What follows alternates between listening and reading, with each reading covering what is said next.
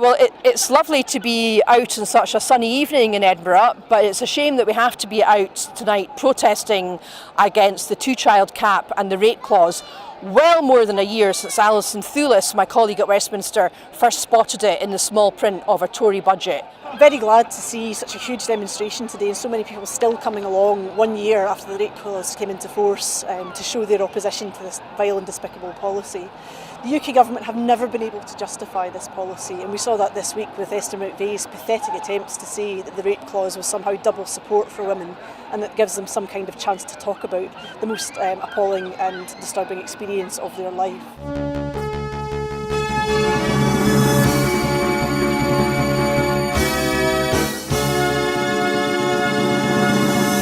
As you can see behind me, we're at the very beginning of the All Under One Banner rally.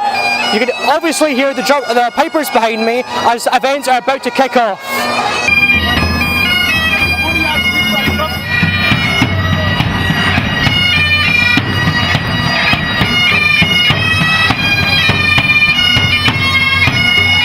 It's time to aim high, look resolutely outwards, and never, ever accept second best.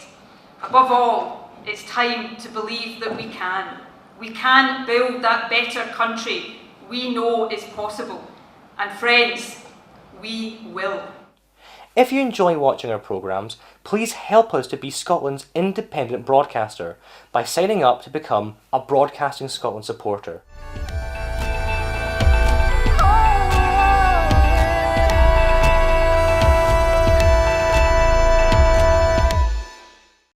Wherever you stand, get the fresh view of what's happening in Scotland with iScot. Celebrate everything about our country with intelligent, in-depth insight from lifestyle, culture to puzzles, and all the opinions you'll need. Whether it's digital or by post, subscribe now to iScot.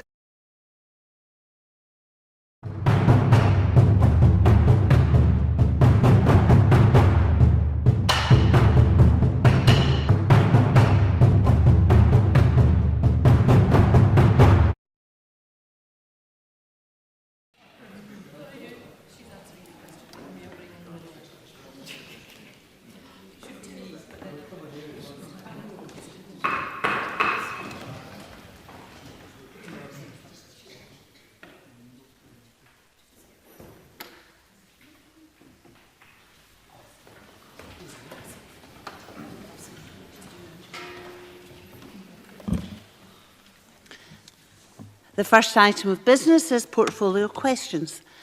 And the first portfolio is Environment, Climate Change and Land Reform. I would remind members that questions 2, 3, 4 and 8 will be grouped together. And I call question 1, Colin Smyth. Thank you, President Officer, to ask the Scottish Government what action it is taking to support community land ownership in the south of Scotland region. The Scottish Government The Scottish Government supports community land ownership through legislation guidance, provision of advice to community groups and by making available grant funding for communities to acquire land or land assets. Since 2016, the Scottish Land Fund has awarded £272,000 to 25 groups in the south of Scotland to carry out feasibility studies into buying land or buildings for community use. And of these, 17 groups to date have gone on to secure approval to acquire the assets in question with funding of just over £1.99 million. Colin Smyth. Thank you, President Officer. Can I thank the Cabinet Secretary for her answer. I wonder if the Cabinet Secretary is aware that of the 560,000 acres of land in community ownership in Scotland, almost 530,000 are in the Highlands and Islands, but so far just 800 acres are in the south of Scotland regions of Dumfries and Galloway and the borders. But given there's been a real explosion of interest in community land ownership in the south of Scotland in recent months, for example, Langham Moor, Wanlockhead and also Dumfries Town Centre, will the Cabinet Secretary consider if there's anything more the Government could do to support potential community landowners in the south of Scotland where the need to tackle the economic challenges is as strong as it is in the Highlands and Islands? Rosanna Cunningham. Aware of the motion that was lodged by the member and it had some cross-party support and I am therefore aware of the figures that he's founding his question on. There's a couple of things I should say about that. First of all, that is looking at it in terms of acreage, but of course sometimes a community right to buy might be of a much smaller package that can have make a massive difference in a local community. But also, he is right to talk about a more recent explosion in interest. And I think it's fair to say that in the south of Scotland, there was a kind of slowness to think about community right to buy as something that really applied in their area. And they've now, I suspect, woken up to the opportunities that there are here. Given the inception of community right to buy, Scottish ministers have assisted in setting up 32 compliant community bodies in the south of Scotland area, and that has resulted in 39 applications. And those community bodies have purchased land and buildings through the appropriate legislation. And I'm sure the member is aware of the most recent one, so I won't just list those. But I should also flag up that the advent of South of Scotland enterprise is one where we expect the South of Scotland enterprise to take a positive and practical role in working directly with communities, and that could include working with existing legislation designed to encourage and support the ownership and control of assets by communities. And that, of course, would include community right to buy. I'm perfectly able to give the member a great deal more detail if he wishes it, but I don't want to provoke the ire of the presiding officer. Question number 2, Mike Rumbles.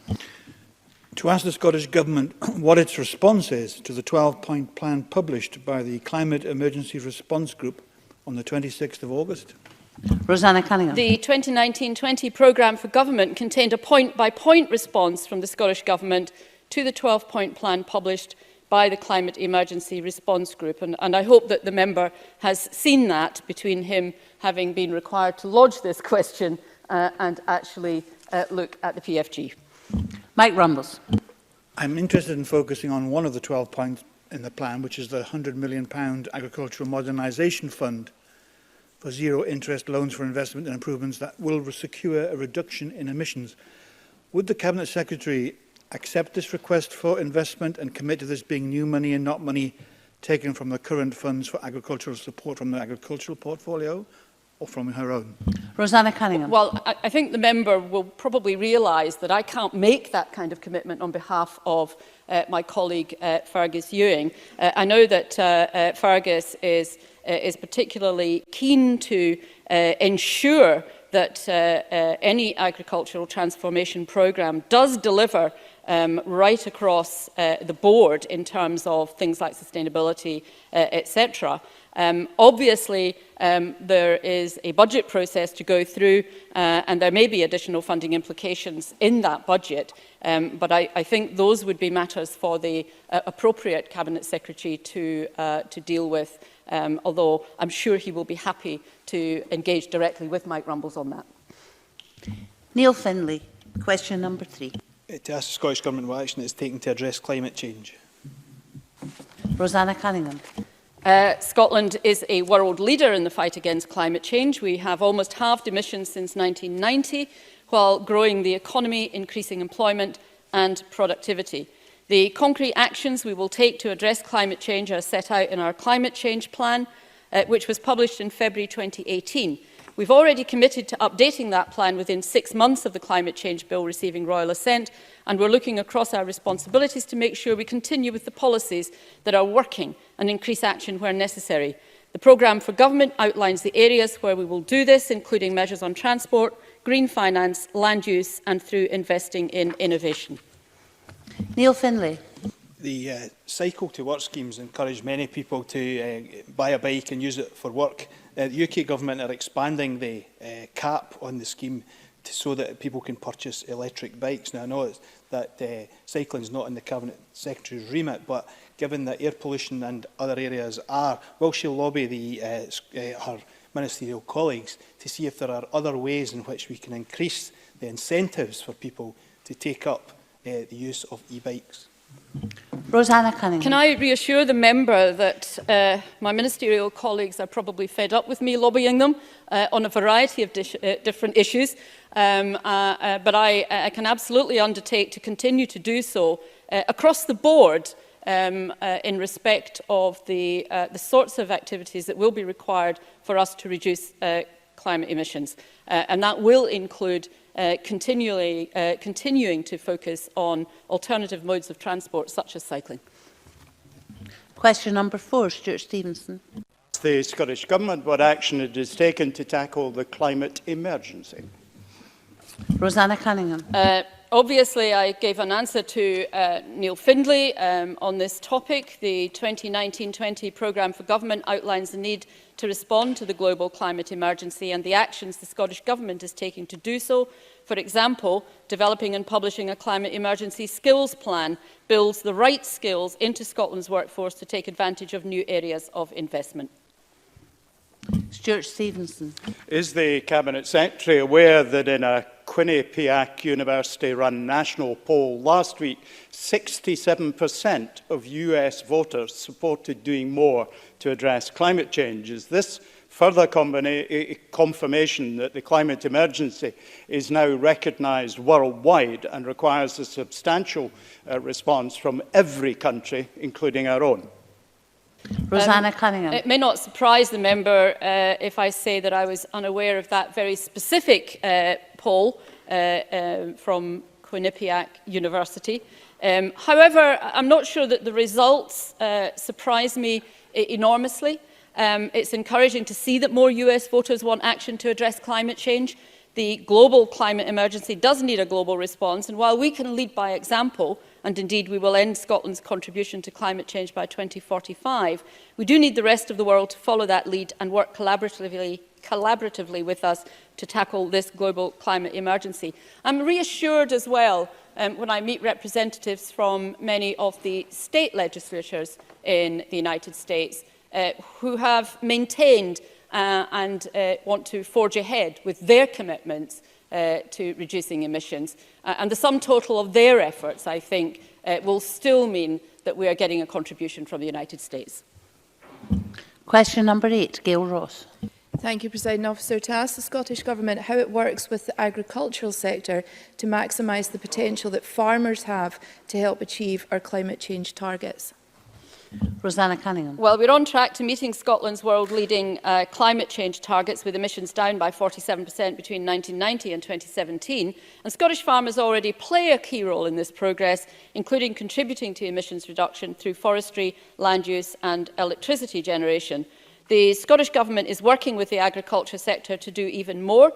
Our initiatives include encouraging more tree planting and agroforestry on farms, promoting the multiple benefits of good grassland and grazing management, encouraging farmers to invest in renewable energy, and developing models to demonstrate and promote carbon-neutral farms.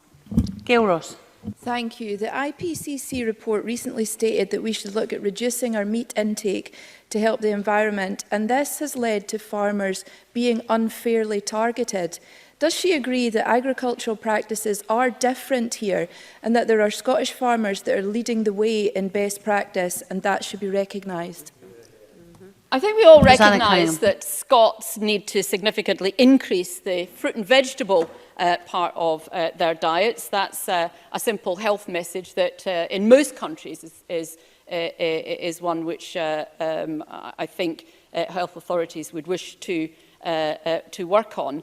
But the Scottish Government does recognise the benefits of a healthy, balanced diet, and that it does include lean, quality red meat. And Scotland produces some of the best quality grass-fed red meat in the world. And many farmers are already choosing sustainable methods of production and land use. It's important that that story is told, but also that more farmers are encouraged to play their own part in helping to reduce emissions in Scotland and end climate change, particularly through the Agriculture Transformation Programme announced yesterday in the Programme for Government. And I would recommend to members who are at all interested in this, if they wish to know more about some of the research that's been done in Scotland, some of the world-leading research that's being done in Scotland on this work, to be in touch with the SRUC and those other research institutes who are conducting that work. It's extremely important for the future of agriculture in Scotland, which has a very good story to tell. Now, I have a lot of supplementary requests, so I'll do my best to take as many as possible. Maurice Golden. Thank you, Presiding Officer. In terms of tackling climate change, yesterday's programme for government promised to accelerate Scotland's energy retrofit scheme to reach EPC Band C by 2030.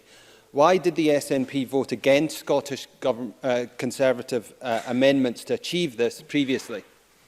Rosanna Cunningham. Well, I don't have a specific recollection of the detail of Scottish Conservative amendments, but I rather suspect they were worded in such a way as to make it almost impossible to actually support. And the members are shaking their heads, but they know exactly what I mean in this regard. Our commitment and our drive forward in terms of renewable energy is absolutely second to none. Frankly, would be helped a lot more if we could get the UK government to step up on this instead of cutting the legs out from a great deal of industry, of renewable industry, cutting the subsidies, and in those circumstances, could I strongly advise, instead of the wordplay that undoubtedly would have been part of any amendment that the Tories had, that they get on to their colleagues down south and see if they can find a little chink in all the chaos to have a proper conversation about what's actually needed for the future of not just Scotland, but the UK. Gillian Martin. Sorry, Presiding Officer. Can the Cabinet Secretary, over the summer we've had forest fires across the Amazon, we've had Great Barrier Reef in peril. Can other countries learn anything from the Scottish Government's programme for government on tackling climate change?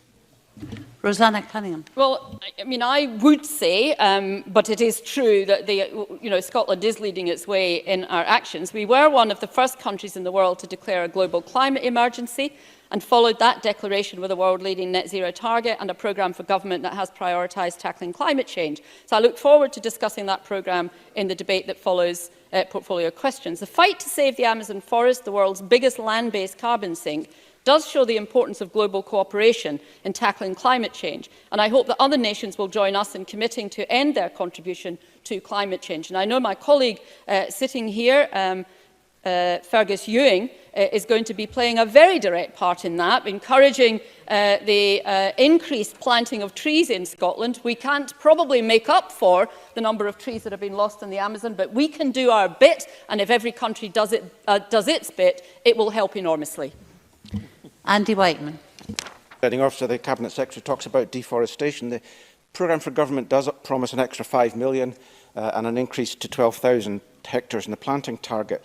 But she will know that hundreds of thousands of acres of land in Scotland are very ready to regenerate, and they're only being stopped by grazing and burning. So does she agree with me that the 12,000 hectare planting target should be matched by a 12,000 native forest regeneration target through statutory regulation of rural upland land use and stopping the farming subsidies that are actively contributing to deforestation over much of Scotland? Rosanna Cunningham. Well, that's an interesting question. I mean, first of all, we are obviously doing way more tree planting in Scotland, proportionate to the rest of the UK, than anywhere else in the UK. And that's an important thing to note. Secondly, not quite sure what the member is actually suggesting there. Do we sweep away people from about 70% of our land, stop the food production, which is the only form of food production that is feasible on that land, and then what? I'm a little bit uncertain as to what kind of future the member is actually suggesting for Scotland, but I see the current land use, particularly those areas where, for example, and I refer to an earlier question, where the form of food production which is possible there is the only form of food production that can be undertaken on that land. Taking that out of food production, I'm not sure in the longer term is the most sensible way forward. Question number 5, Angela Constance. To ask the Scottish Government how water pollution is being reduced in the Almond Valley constituency. Rosanna Cunningham. Oh, it's actually me. Oh, terribly sorry. Marie Goujon. The Scottish Government supports ongoing work by SEPA and Scottish Water to reduce water pollution in the Almond Valley. As well as protecting the River Almond catchment from pollution incidents, SEPA is undertaking a wide range of initiatives to improve environmental water quality. Angela Constance. thank the Minister for a reply. The River Almond has received significant investment to enable the return of Atlantic salmon, eels, lamprey, but the river is still downgraded due to water quality and many other issues, including spillage of untreated sewage litter. And this has been ongoing for years. So what commitment can the Minister give to ensure that local people can be confident on the quality of the water for both wildlife and recreational use? Marie Goujon. I'm aware of the work that the member has been undertaking in this, but I would say that through river basin management planning, the Scottish Government and SEPA have prioritised action on the River Almond to remove barriers to fish and improve water quality where it has been downgraded. Scottish Water respond to any pollution incident as an absolute priority, and when a wastewater sewer collapsed in May 2019, which was causing pollution of the River Almond, work was carried out immediately to fix that problem and to clean up the watercourse. Now, following the River Almond strategic study, Scottish Water and SEPA are prioritising long-term upgrades to Scottish Water's assets that will provide water quality improvements for the local community and for wildlife. Question number 6, Bill Bowman. Government what its position is on whether the holistic approach taken in the UK Government's Clean Air Strategy 2019 could be applied to Scotland in order to reduce carbon and other such emissions. Rosanna Cunningham. The Scottish Government commissioned report of the Independent Review of Scotland's Cleaner Air Scotland strategy was published last week. The report sets out a number of recommendations for building on our achievements to date in reducing air pollution. We will consider these recommendations and consult on proposals for a revised air quality strategy in due course, and I would recommend that the member, if he hasn't already sourced a copy of that independent review, that he should do so. Bill Bowman. I thank the Cabinet Secretary for the response. It has been reported that 3 of Scotland's 10 most polluted streets are in Dundee, and we now know that the development of a low emission zone for Dundee will not be published until March next year. Does the Minister consider this acceptable progress, considering we are in a climate emergency? Rosanna Cunningham. Well, I would, of course, want there to be really fast progress right across the board, but we always understood that the first 2 cities that would come forward with LEZs would be Glasgow and Edinburgh. Dundee are working hard on the low emission zone. There are indeed hotspots in Dundee, as there are in a number of other places, but I know that the process of establishing a low emission zone is progressing. If the member hasn't felt that he's had enough information about that, then I would be happy to ensure that he is given up-to-date briefing. But I do know that they are on track. I would always want to encourage local authorities to do more if they could do it. But of course, as always, we are not in the process of dictating to local authorities. And I wouldn't have expected the Conservatives would wish me to do so either. That concludes questions on environment, climate change and land reform, and we shall move on to the next portfolio, which is rural economy.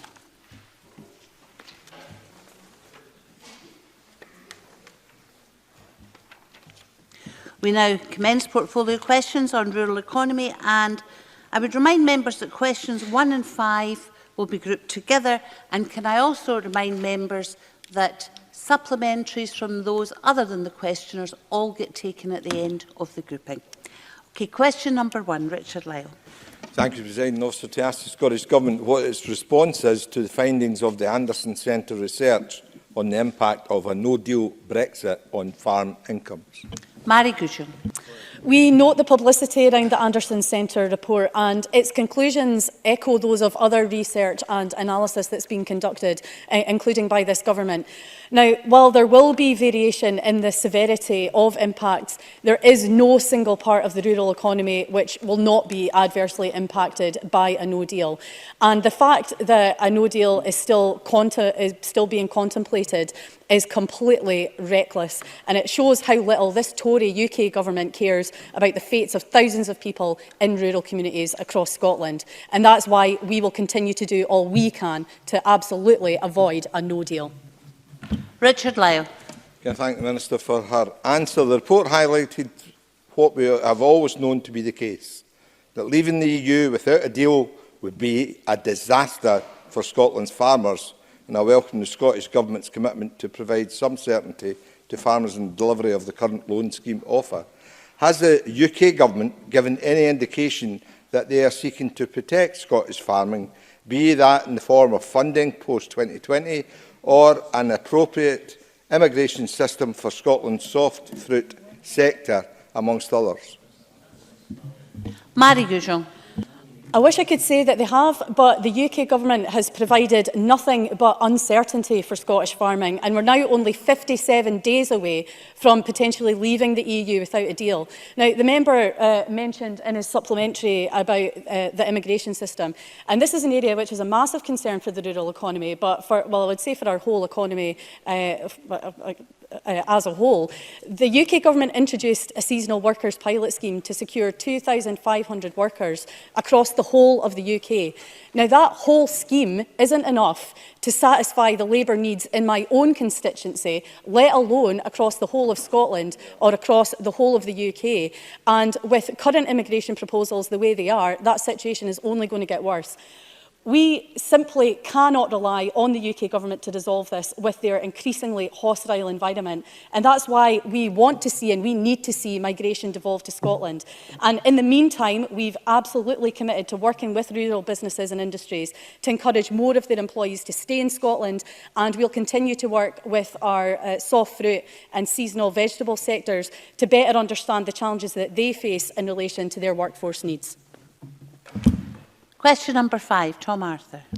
To ask the Scottish Government what impact a no-deal Brexit could have on the agricultural sector in the Renfrewshire South constituency. Mary Goujon.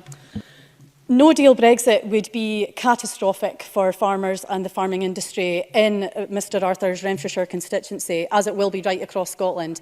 And we will do what we can with the powers that we have, but as we're saying more generally, we will not be able to prevent or mitigate against all the impacts. Scotland was the first within the UK to offer advance payments by way of a loan scheme to farmers and crofters to help address concerns and to help maintain that vital cash flow within the rural economy. Tom Arthur. Can I thank the Minister for that answer, and she will be aware that farmers operating within my constituency and the wider area have been engaged in a range of diverse activities, including planting trees. Can she advise what funding will be available for farmers like these to continue planting trees, diversifying incomes and contributing to our climate change efforts if we have to leave the EU? And can I extend an invitation to the Minister to come to my constituency to meet with farmers firsthand? Mary Goujon. I thank the member for that question. I'd be absolutely delighted to go to his constituency and meet anybody who has concerns or would like to discuss those with me. And I'm glad that he's raised the point of forestry, because in yesterday's programme for government announcement, we announced our intention to create 12,000 hectares of new woodland this year, and that's 2,000 more than the climate change plan target. However, the UK Government are yet to confirm future funding and, in particular, relation to forestry. Now, so far, the UK Government has committed to the same cash total in funds for farm support till the end of the Parliament, but it still hasn't set out exactly what farm support means, despite our repeated calls for clarity on that. So the programme for government also makes clear that we'll be continuing to press them for that clarity that farming and forestry so desperately need. Short supplementary, please. Colin Beattie. The British Egg Industry Council have recently contacted me with concerns about catastrophic tariffs and lowered food standards in the event of a no-deal Brexit. Will the Scottish Government continue to pressure this reckless UK Government to abandon the notion of leaving the EU with a no-deal Brexit in order to protect our industries and the quality of produce that we consume? Mary Goujon. Absolutely. And as I said in response to Tom Arthur's question, I mean, a no-deal Brexit would be absolutely catastrophic for Scotland. And it's our primary producers who would really feel the brunt of that, particularly when we look at tariffs and when we look to the likes of red meat and sheep meat in particular.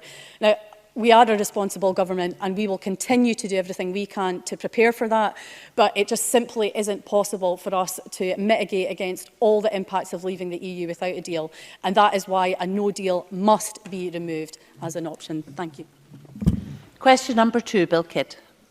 Thank you, Presiding Officer. To ask the Scottish Government what impact Brexit could have on farming in Scotland and what action it will take to maintain current agricultural standards and measures. Fergus Ewing. Presiding Officer, no-deal Brexit will be catastrophic for Scotland and our farming industry. And this, coupled with a lack of certainty for future support payments, means many businesses will be facing a cliff edge. Rural areas are particularly vulnerable because they are dependent on particular sectors like farming. Sheep farmers are particularly at risk, with UK sheep meat exports worth £390 million a year, of which almost all goes to the EU. The prospect of 40 to 50% tariffs being imposed on these exports would be devastating. So it's essential sheep farmers are compensated if we leave the EU without a deal. Bill Kidd. I thank the Cabinet Secretary for that information. Can I ask what measures are in place to protect plants from disease if Scotland has to leave the EU? Fergus Ewing.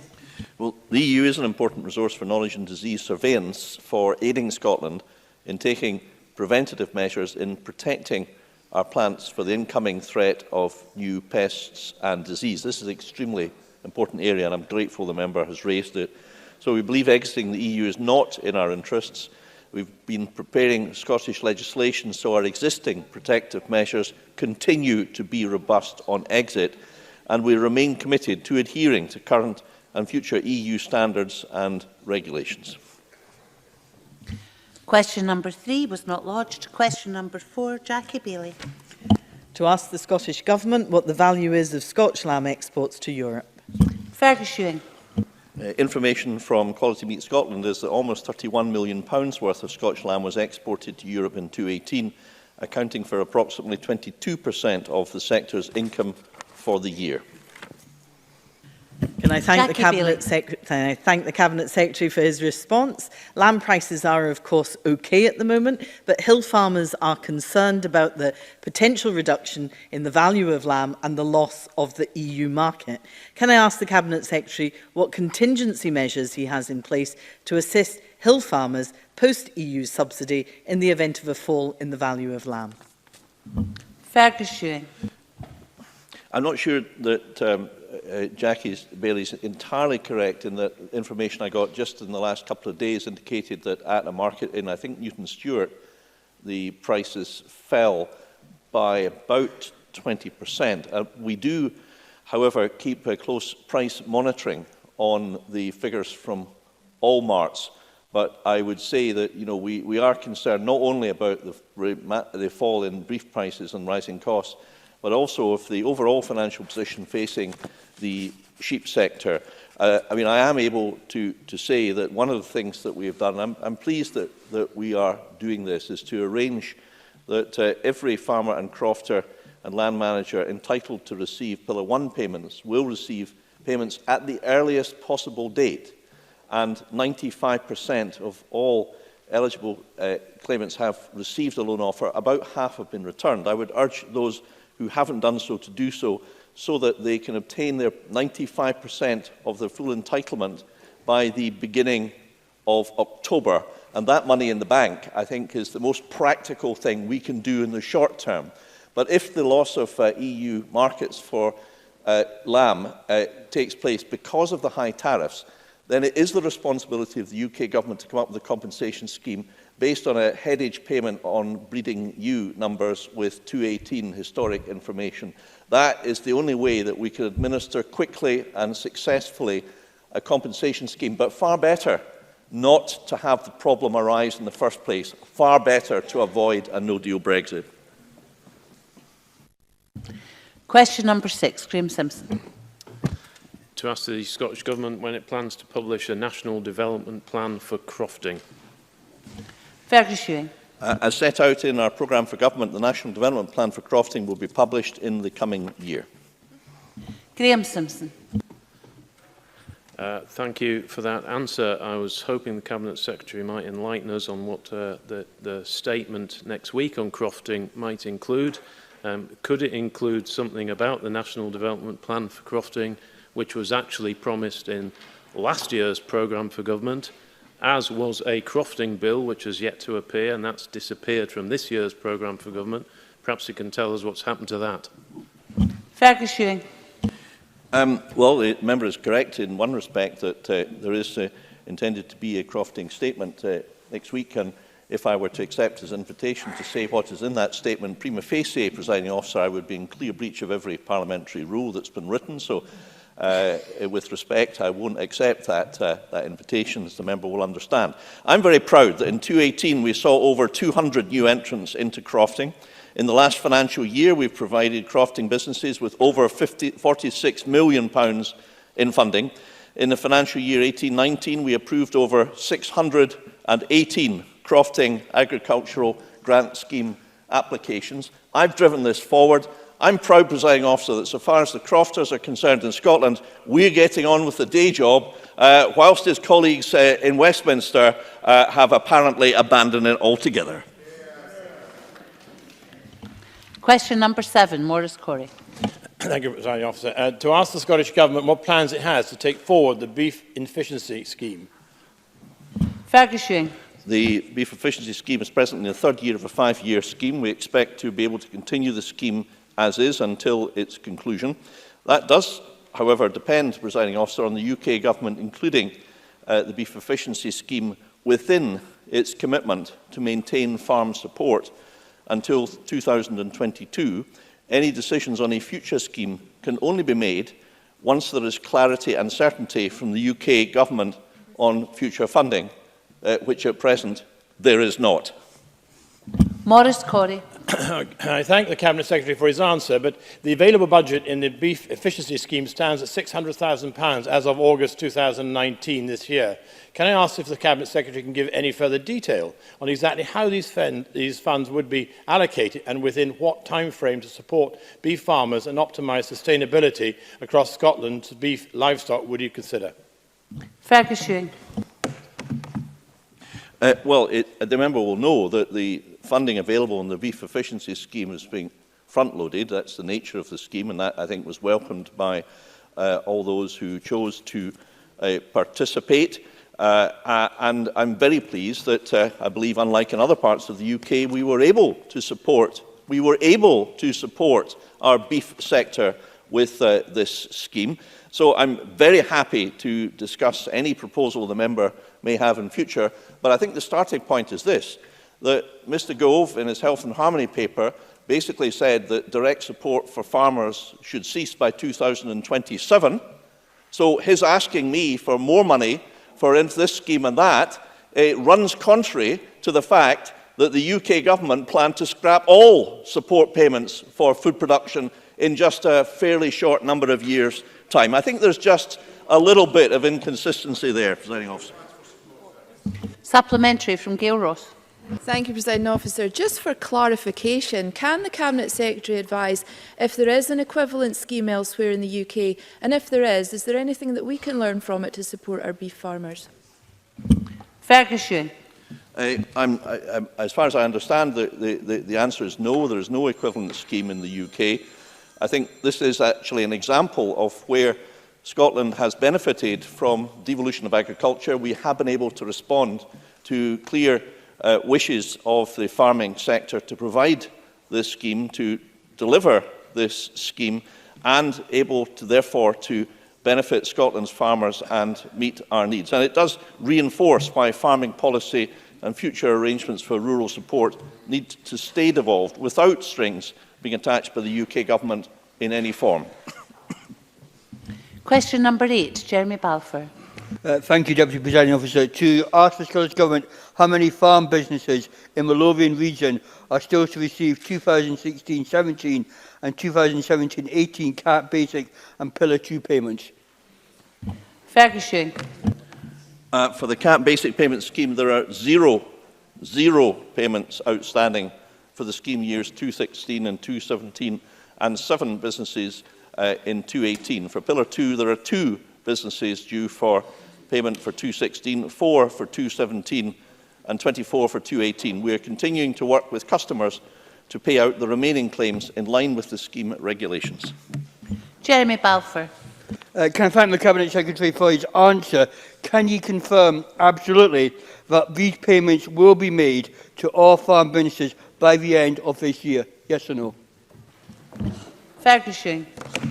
I'm sorry, I didn't quite catch the member saying, will all beef payments be made? All these payments. Well, you know, the member really should understand that we are dealing with around about 17 or 18,000 claims for Pillar 1 payments. I gave him the answer that in 2016, the number, and 17, the answer outstanding is zero. Zero. In other words, a record is 100% for those 2 years, which is a fair result. Not one I ever achieved in any examination, presiding officer, you won't be surprised to hear. But perhaps Mr. Balfour did, I don't know. But what I can say about this is also that there is always a tail. There are always very complicated cases which involve a great deal of time and effort, and I've been involved in overseeing some of that work and double-checking it, because we are determined that all payments due to farmers, crofters and land managers in Scotland get out as quickly as possible. And frankly, I think our record in improvement over the last 3 years is one which everybody, apart from the Scottish Tories, recognise. Supplementary, Colin Beattie. What arrangements have been made in other UK administrations to make sure farmers and crofters get their basic payments ahead of a no-deal Brexit? Fergus Ewing. Well, I'm not aware of any other administration in the UK offering a loan scheme or advance payment as yet to farm businesses. Here in Scotland, I've been absolutely determined to give as much support and certainty as possible ahead of a possible no-deal Brexit. That's why, presiding officer, we're offering advance loan payments worth up to 95% of anticipated 2019 cap BPS and greening payments. We've issued 16,600 loan offers worth almost £395 million to the rural economy. We will start payments in early October. I'm pleased to report that as of today, 9,500 farmers and crofters have returned their loan acceptance. Now, I know the officials who are administering this. They're doing a grand job for Scotland. If our colleagues in England would like to learn how to do it, I'm quite happy to arrange for our officials to offer, at a cost, of course, which we will negotiate, the ability to administer this scheme. And I'm quite serious, because I'm astonished that with the risk of a no-deal Brexit, our colleagues in England have not seen fit to make sure that there will be some money in the bank accounts of their farmers, counterpart farmers down south, because of the challenges that they too would face. That's not a fate I wish on any farmers in the UK. That concludes portfolio questions on the rural economy, and we shall move on to the next item of business.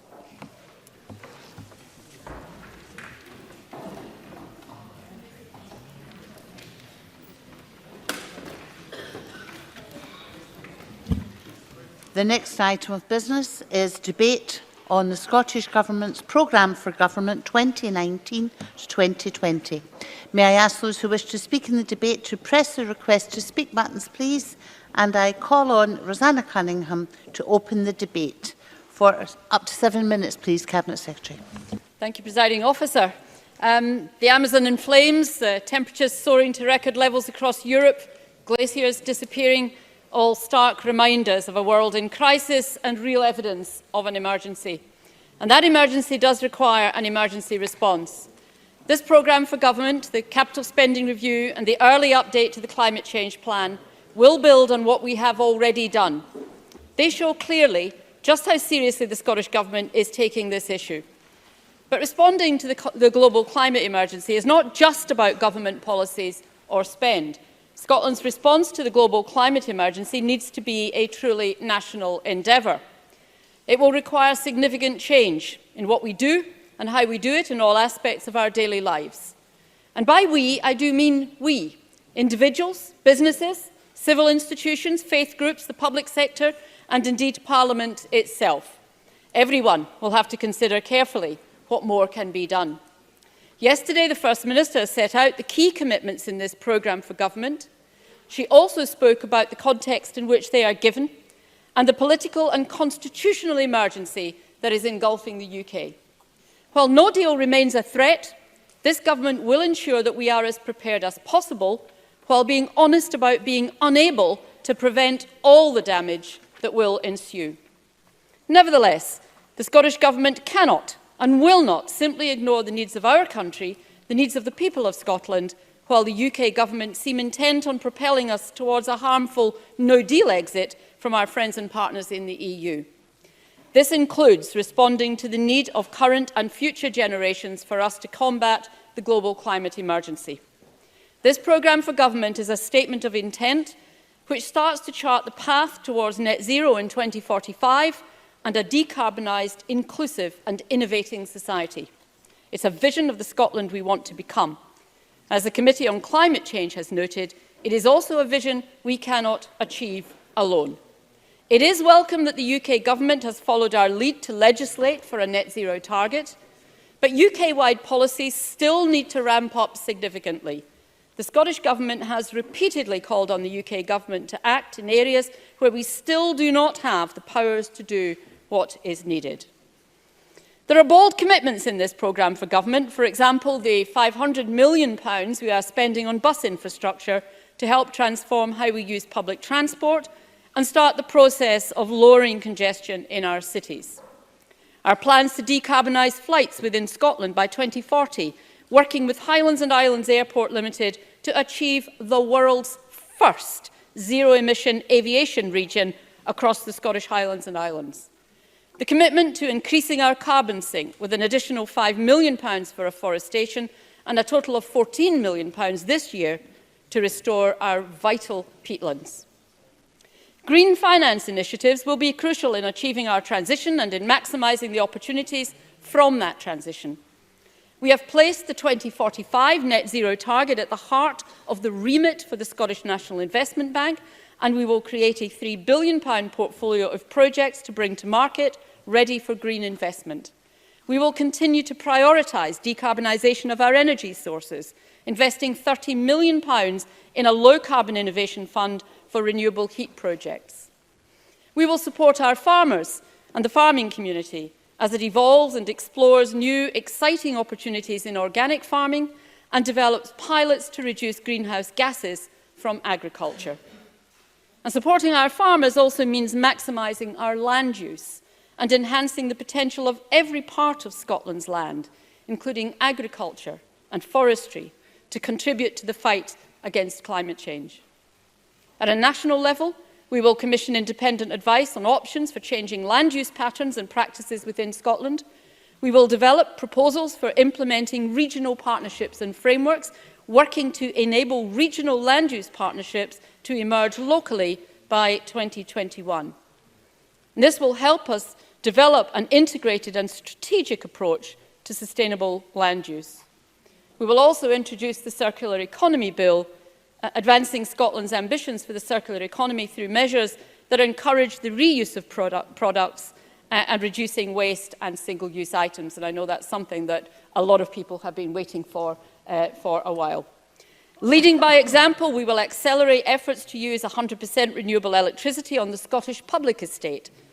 And I'm proud to say that Scottish Water will produce 3 times as much energy as it consumes by 2030 and be net zero by 2040, which is a fine example for the rest of the public sector, but across the whole of our economy as well. I need to say something about biodiversity loss.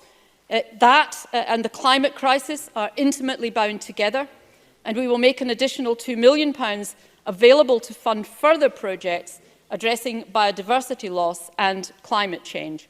And many of the things that we need to do in order to help us reduce climate emissions have the effect of also helping us in terms of combating biodiversity loss.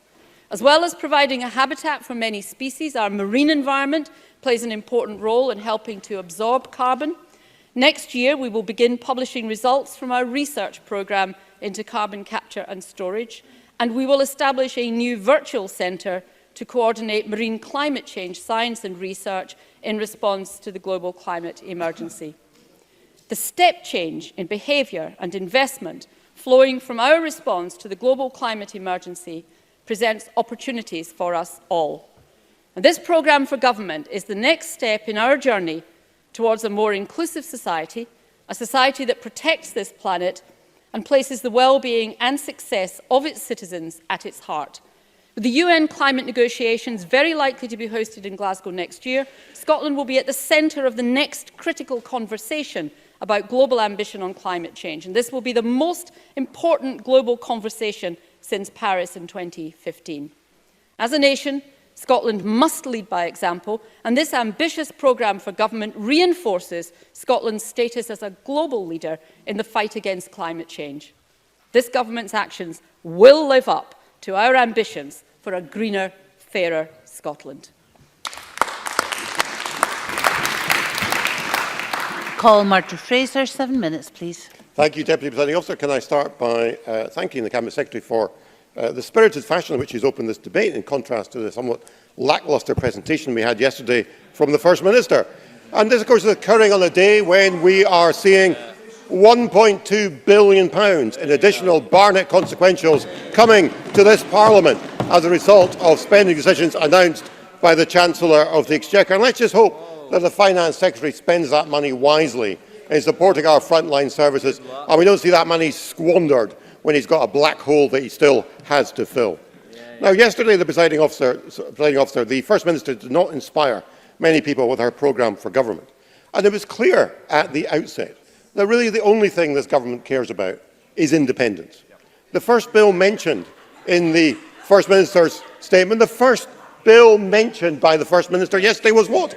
The referendum bill. And indeed, the programme for government mentions the word independence 13 times.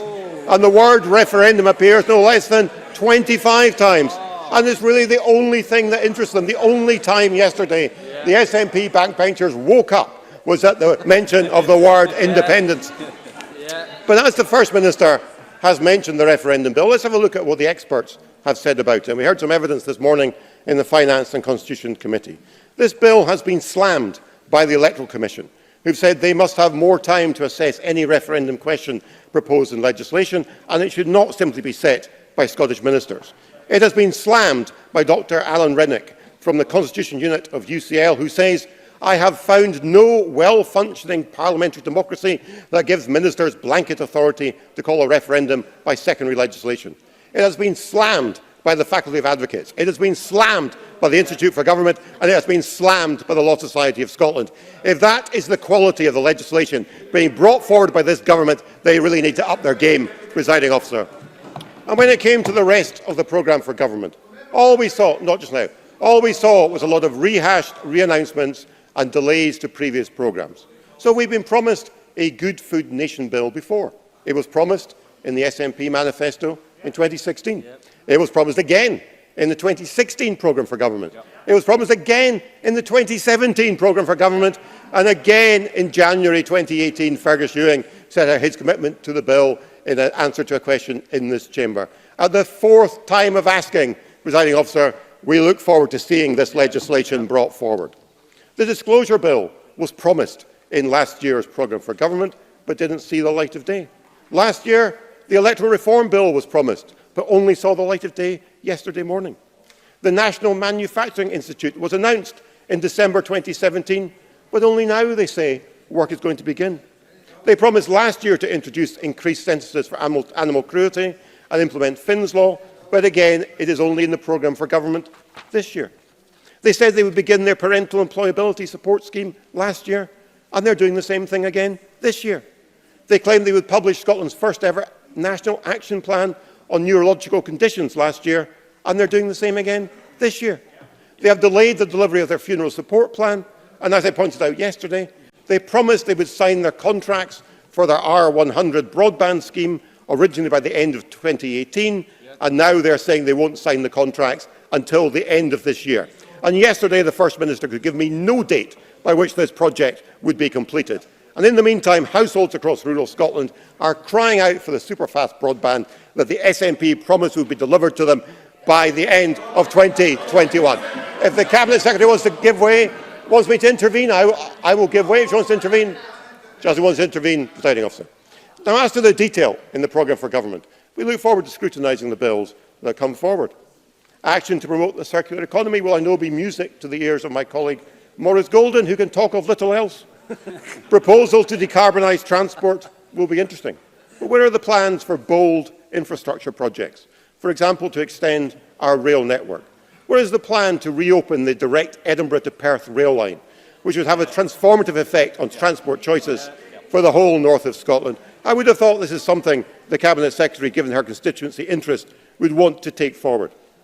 There is a proposal to decarbonise internal flights, but we still have a policy commitment from the SNP to reduce air departure tax. If they have a problem with ADT being devolved, why don't they look at devolving it direct from Westminster to local authorities? If they support local democracy, Treasury have given the way forward, how that could be done. That would be a way of empowering local government. Would you put your card in, please, Mr Swinney? Oh, I better get my time back, Presiding Officer. Oh, you certainly can. John Swinney. It'll just increase the sense of anticipation, Presiding Officer. Mr Fraser is very, very keen to devolve powers to local authorities. Can you remind us how warmly he embraced the prospect of devolving responsibility to local authorities for a workplace parking levy? Murdo Fraser. I really think the Cabinet Secretary could have picked stronger ground than trying to defend the car park tax. The hated car park tax. Even its own backbenchers don't want the car park tax. He needs to think again, Presiding Officer.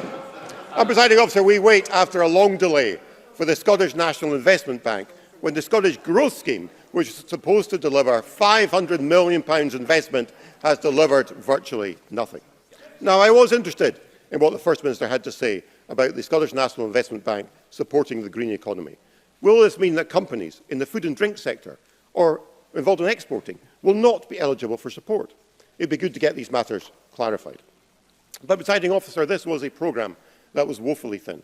Where were the bold plans to grow the economy?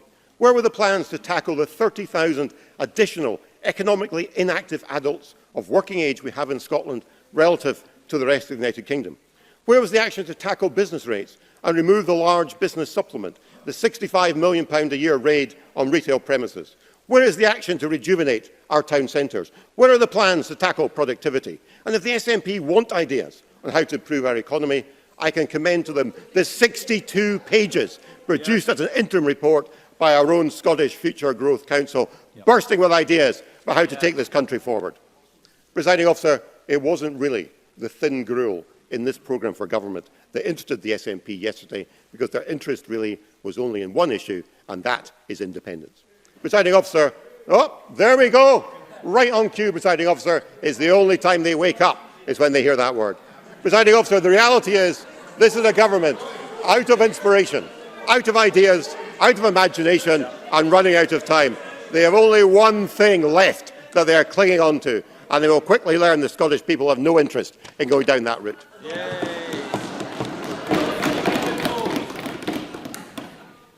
I call Richard Leonard. 7 minutes, please. Thank you, Deputy Presiding Officer.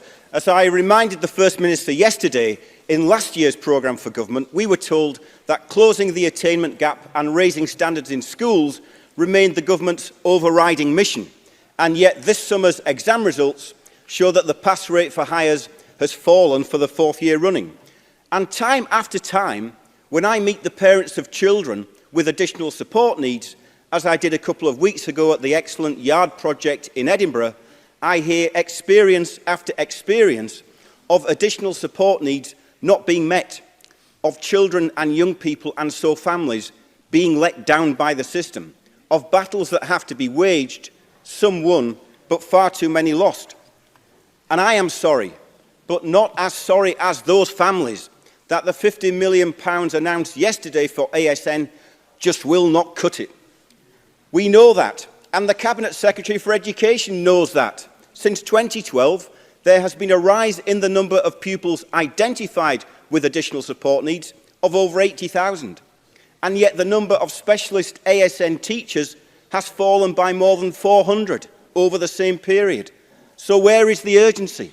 And where is the investment from this government in additional support needs?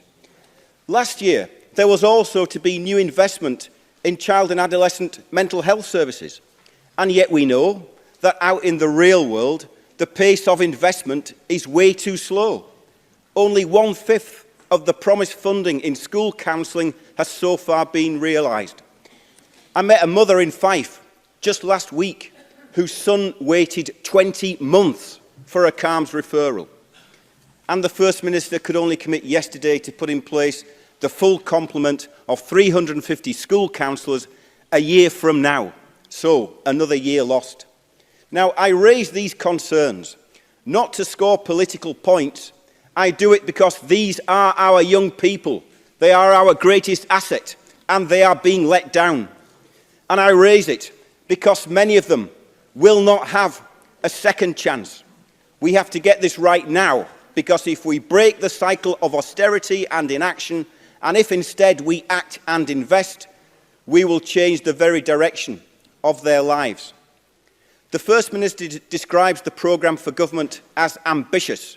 My question is, where is the ambition for these young people?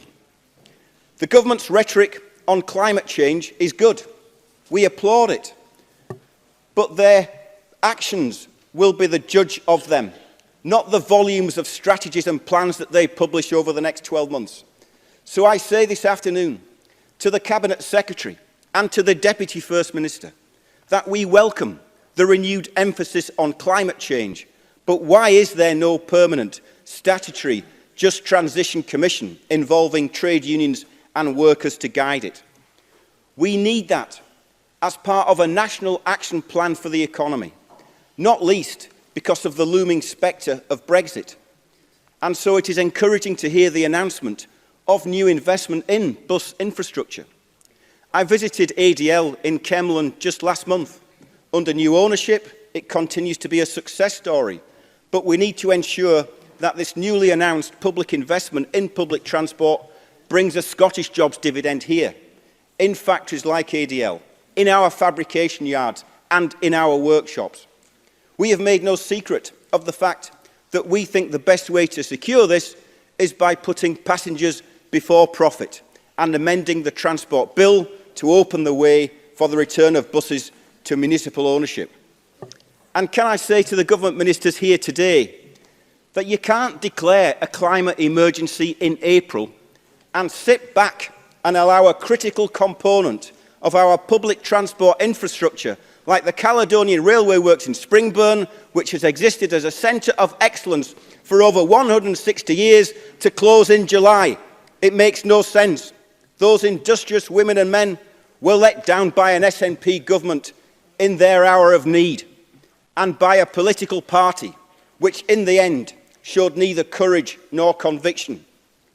And it's not good enough for the Cabinet Secretary for the Economy to declare that government intervention in the Scottish economy is on a case-by-case basis. This is the SNP government's policy, case-by-case. What we need is not case-by-case. We need a comprehensive, proactive, forward-looking industrial strategy with a national economic action plan to back it up. One that puts Lanarkshire Steel, Highland Aluminium, with our engineering base, our renewable energy demand, our public transport needs and our public procurement policy. That is what is needed in this programme for government, not a divisive and unwanted referendum bill. I began by talking about the treatment of our young people, which is a measure of the kind of society we are. Another measure is how we treat our older citizens. And so I'm interested that the government wants to develop a future vision for a sustainable care home sector. Over the summer, along with Alec Rowley, I went to Lumfinnans to visit what may be the already existing realisation of that vision. A mini village in a former mining village, combining modern independent living with a warden service, communal spaces, a day centre and a residential care home. It is built and run by Fife Council. It has long been my view that with an ageing population, we need to plan and invest now in exactly this type of provision.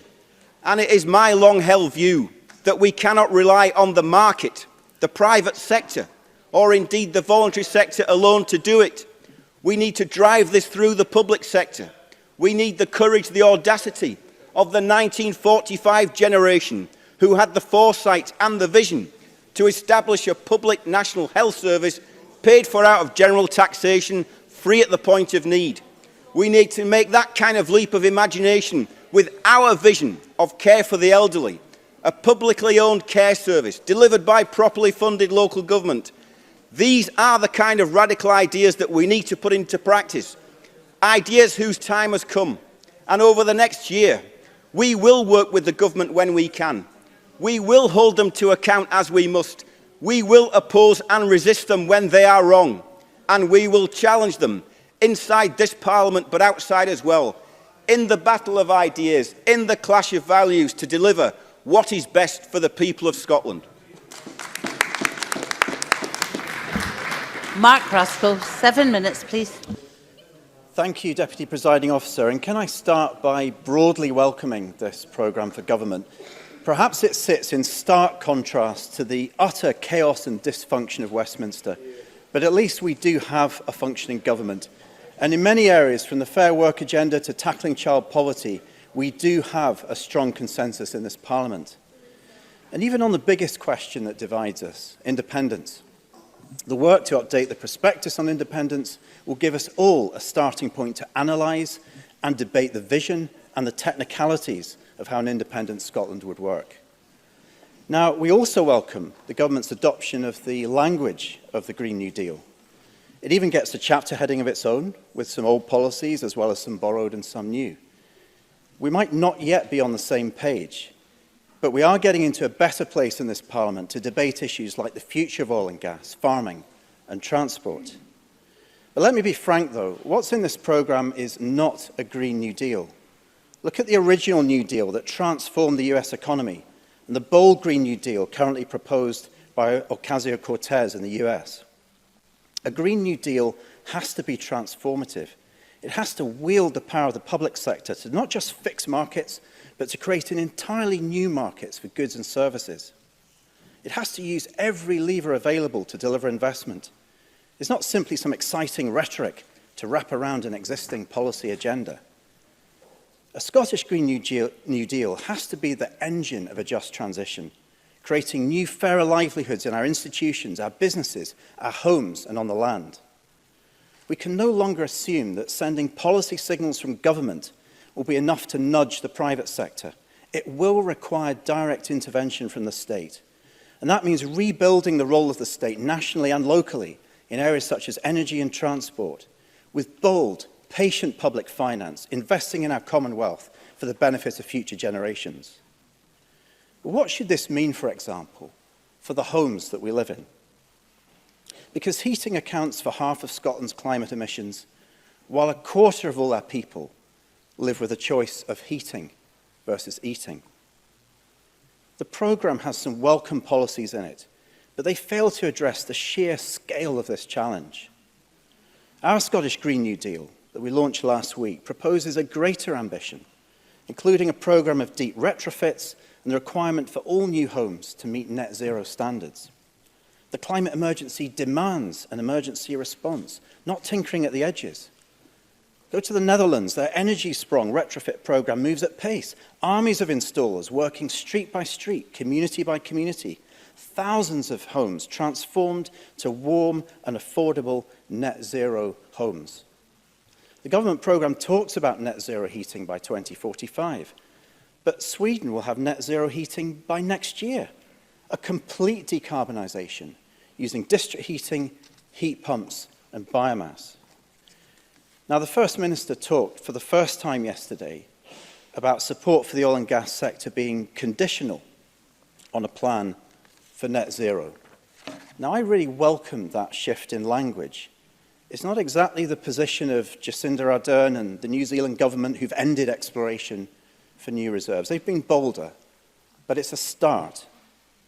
But what we see, though, is that the government's objective is shared by the industry today, and it remains maximum resource extraction.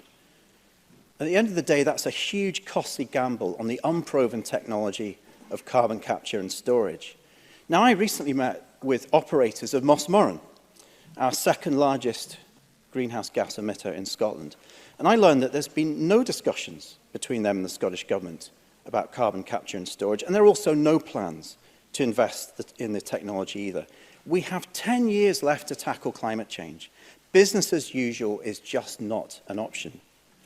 We need to plan now for that transition away from oil and gas, by reducing the demand and the supply side in tandem together. That's exactly what New Zealand are planning for. That's why a statutory Just Transition Commission is so important in the climate bill as well.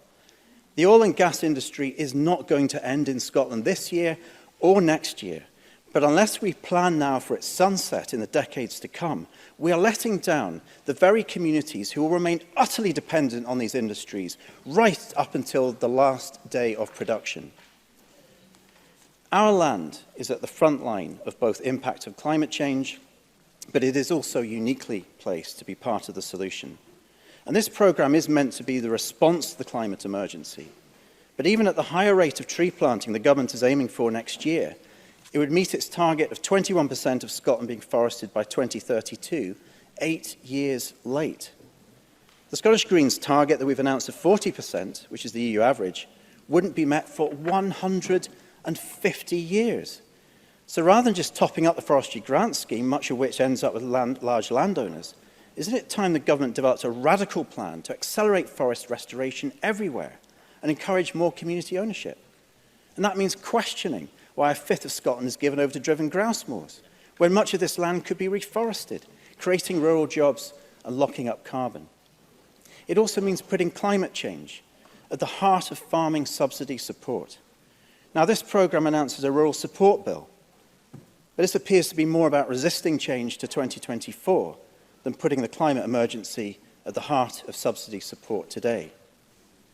On transport, we welcome the 500 million for priority bus access investment, but this can't go hand in hand with city deals which are looking to expand road infrastructure. We need to know where this funding will come from and exactly what it will be spent on.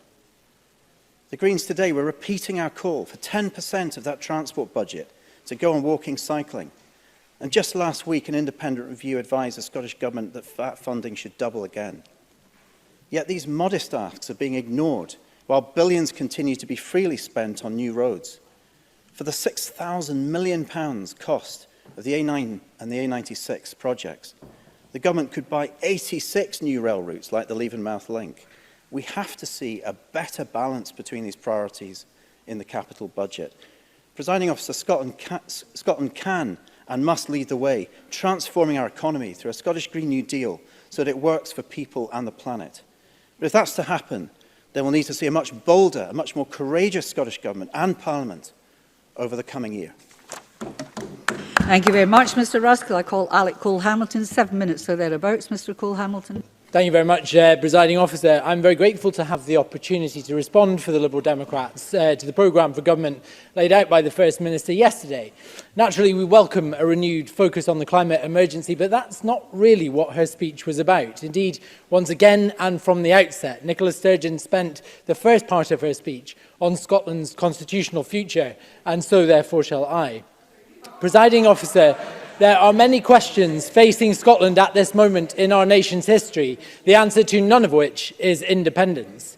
Since the vote to leave the European Union in 2016, the First Minister has sought to set the constitutional debate in Scotland as an unambiguous choice between two unions. She intends to force that choice on the people of this country before this Parliament rises. Yet that choice has always been erroneous, and I will tell you why. Several unassailable realities are fast emerging which will block Scotland's seamless re-entry to Europe, and Remain voters need to be crystal clear about the challenges for an independent Scotland seeking that re-entry. Firstly, there is the unanswerable question of Scotland's finances. The government's own statistics released last week reveal that Scotland's national deficit, the difference between our income tax receipts and our expenditure, stand at over 7% of our GDP. Article 126 of the Treaty of the Functioning of the European Union stipulates that accession states must have a national deficit no higher than 3%. Just to get to the races and be considered for membership by the EU, we would need to hike taxes and butcher public spending that would lead to an era of austerity max. Naturally, SNP High Command sought to spin those figures as good news, suggesting that they proved Scotland could just about afford all public spending and a welfare state at current levels and therefore go it alone. Oh, really? Well, who's going to pay for the new embassies we'll need, or our trade missions, or our overseas aid budget? Who is going to bankroll the new Scottish Armed Services? And here's the big one. Where are we going to find over £1 billion each year, which represent 0.7% of Scotland's GNI, that the EU expects as a membership fee? I am a passionate internationalist, like my leaders Joe Swinson and Willie Rennie, and the tens of thousands of people who have joined our party in recent weeks. We believe that Scotland is strongest at the heart of the UK, and the UK is strongest at the heart of Europe. Brexit broke my heart, and I will spend the rest of my life trying to get Britain back into the EU if we leave. But I will not meet the loss of one international union I care about by junking the other one on the insubstantial promises of this administration. I am tired of this First Minister and her government misappropriating my vote to remain as justification for another divisive independence referendum. The choice between two unions has always been a false one, and it was led to a paralysis of government. I don't know who heard you. I certainly didn't hear you. Can I say to other members, I want to hear what Mr. Cole Hamilton has to say. Bear with me a minute. You may wish to rewind a little if that's written so I can tell. And the official report. I would be very happy I say to members, if you wish to make a comment, intervene. Mr. Cole Hamilton.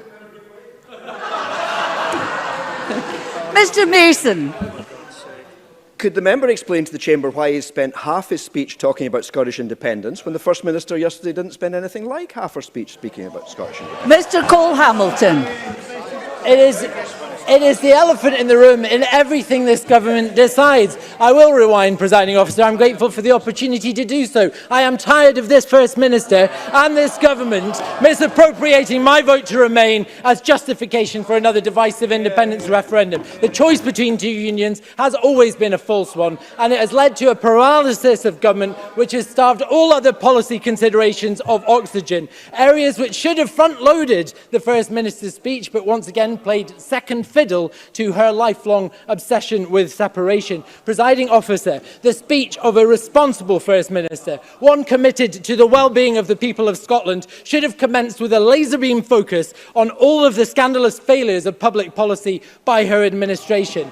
That those children waiting more than a year for first-line mental health support have trebled. That suicide in young people is up 50% last year alone. That drug deaths in Scotland are the worst in the whole of Europe. That in the year of young people, this government failed to meet the international minimum age of criminal responsibility and was rightly criticised on the world stage for it. That passengers in my constituency still can't get to work because of cancelled or overcrowded trains. That a hospital that has been for children 7 years in the making lies empty, unfinished and hemorrhaging money. That a publicly funded childcare offer to parents looks very unlikely to be deliverable next year, and that patients still receive letters saying that their operation will happen in 12 weeks by law, only to discover that the wait will be more like 50 weeks. I could go on and on and on.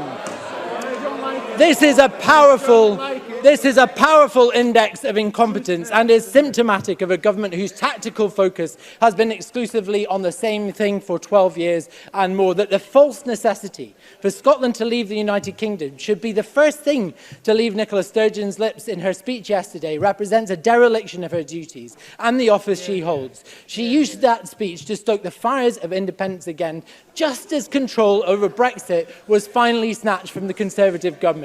Boris Johnson's defeat in the Commons last night suggests that the tide may be turning against Brexit. I am grateful for the cooperation of Nicola Sturgeon's MPs have shown opposition parties in that enterprise. As such, stopping Brexit in that Parliament should be the alpha and the omega of the constitutional debate right now. The outcome of that struggle will not be determined in this Parliament, but the answers to those failures of her government's public policy will. This should be the focus of our efforts. Independence is not the lifeboat the SNP would have Remain voters believe. So I ask this government to abandon this sideshow today. Put your shoulder to the wheel on the catalogue of public policy areas crying out for your attention.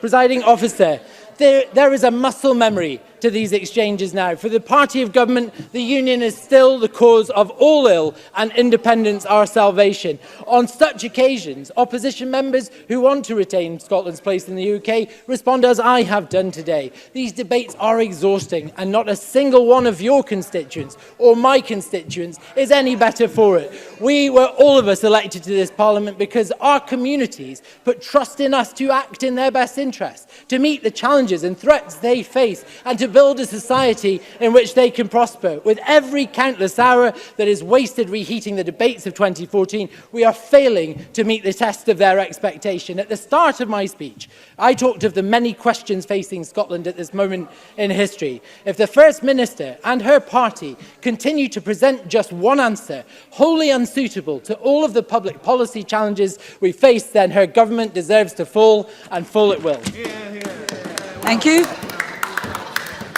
I have to say to members, and I'll repeat, if you're disgruntled about a contribution from a member, intervene. There is time for interventions. I think it's quite cowardly sometimes to just shout and not intervene and make your point. I say that across the chamber. If you wish to do it, intervene.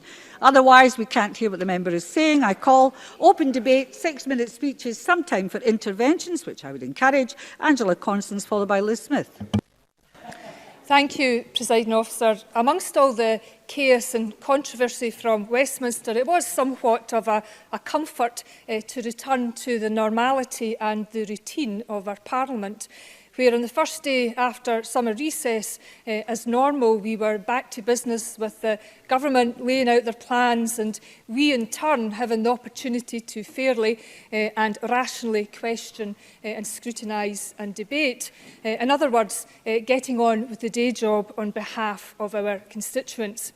And it was clear to anybody who was listening that responding to the climate emergency is at the very heart of this year's programme for government. And I'm sure the First Minister won't mind me pointing out to Mr Cole-Hamilton that she did speak at length yesterday about the climate emergency that we face. And I do have to concede that environmental politics is not my hinterland. It's not where I started from. And it was on entering this Parliament 12 years ago, and if I'm candid, all the engagement we do with children and young people on the issues that matter most to them that has over the years opened my eyes. And I used to feel somewhat overwhelmed by the social and economic and the climate chaos that will be unleashed if we don't roll back on our misuse of the planet's resources. But what is now more visible than ever before is that we now have a much more connected and collective approach to tackling the climate challenge. And the fact that the programme for government is more task and investment focused gives me more hope, or at least makes me feel less powerless. And there are some very important building blocks with the Scottish National Investment Bank and its primary mission to help us transition to a net zero economy. There's a massive investment, a massive new investment in public transport, specifically buses. Energy efficiency will also benefit from £500 million investment, and increasing the spending power of infrastructure investment is important as well. And I, on a constituency note, was very glad to see £30 million in a low-carbon heat fund, given that Mitsubishi is one of the biggest employers in my constituency, and they manufacture air conditioning and heat pumps. And it's also good news that new build housing from 2024 will be heated from renewable sources. And all of this and more is absolutely central to what is my political heartland, which is fairer work, more affordable and warm homes, and along with our new social security powers that now benefit 90,000 people in Scotland, there is that real sense of impetus, along with the big ticket items, the Best Start grant and the child payment, that we are on the road to reducing poverty and inequality. But like many people, given the current UK environment, I worry about our future more than I've ever done. I worry about whether we have enough powers to protect our democracy.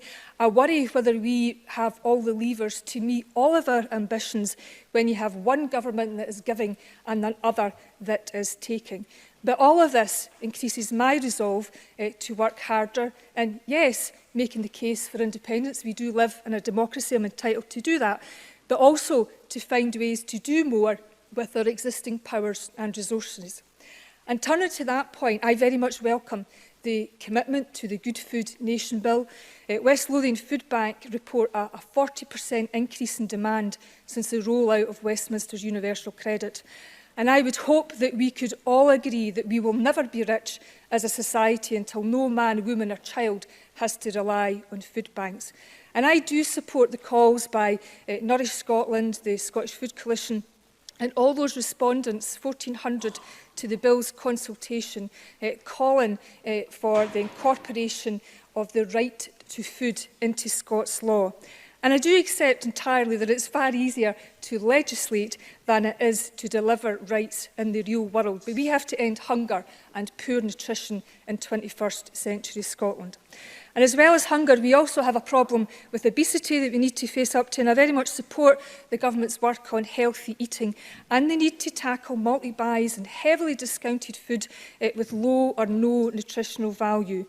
I do, however, have some concerns about potential unintended consequences, which the Minister for Public Health has been kind enough to discuss with me. Patterson Arran in my constituency employ 200 people, and as most people know, Patterson Arran produced shortbread. Now, I'm not for a minute pretending that shortbread is anything other than a treat, but it is worth bearing in mind that there is 17% sugar in shortbread compared to 52% in a Kit Kat, for example. And big confectionery companies will spend a huge amount of money on advertising, the regulation of which is reserved. Meanwhile, we propose to limit in-store promotion and free samples, which may disproportionately impact on small to medium-sized companies who, like Patterson Arran, are just trying to sell more shortbread around Christmas and Hogmanay. So I hope as we move forward that we really will consider the evidence and the impact and how all of this fits with our food and drink strategy. And my final point, Presiding Officer, is I am very delighted to see progress with the Elective Treatment Centre at St John's in Livingston. And I am delighted to endorse a programme for government that's getting things done and having the courage to face up to the longer term and setting out what our longer term challenges and goals should be. Thank you. Thank you very much. I call Liz Smyth to be followed by Gillian Martin. Ms Smyth, please.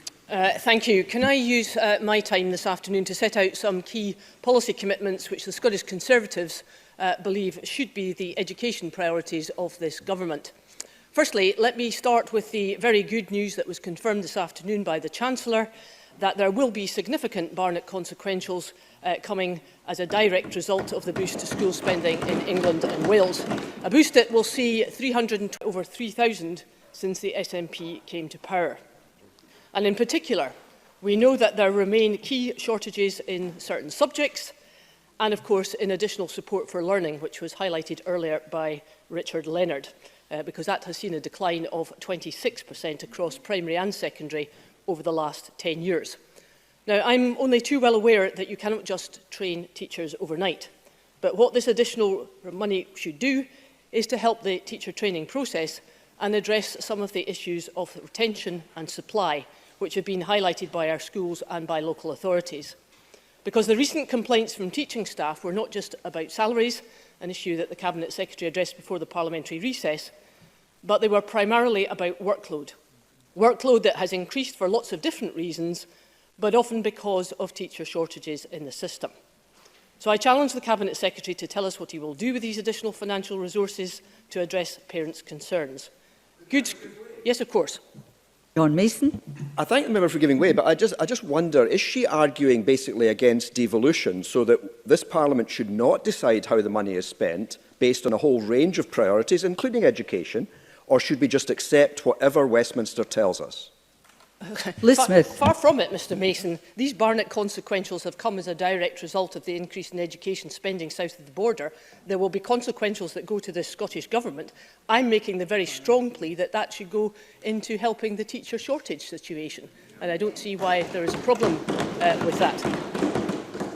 Secondly, we said very firmly a month ago that there is surely a very genuine case to try to improve National 4, which, as we all know, is suffering from a lack of status.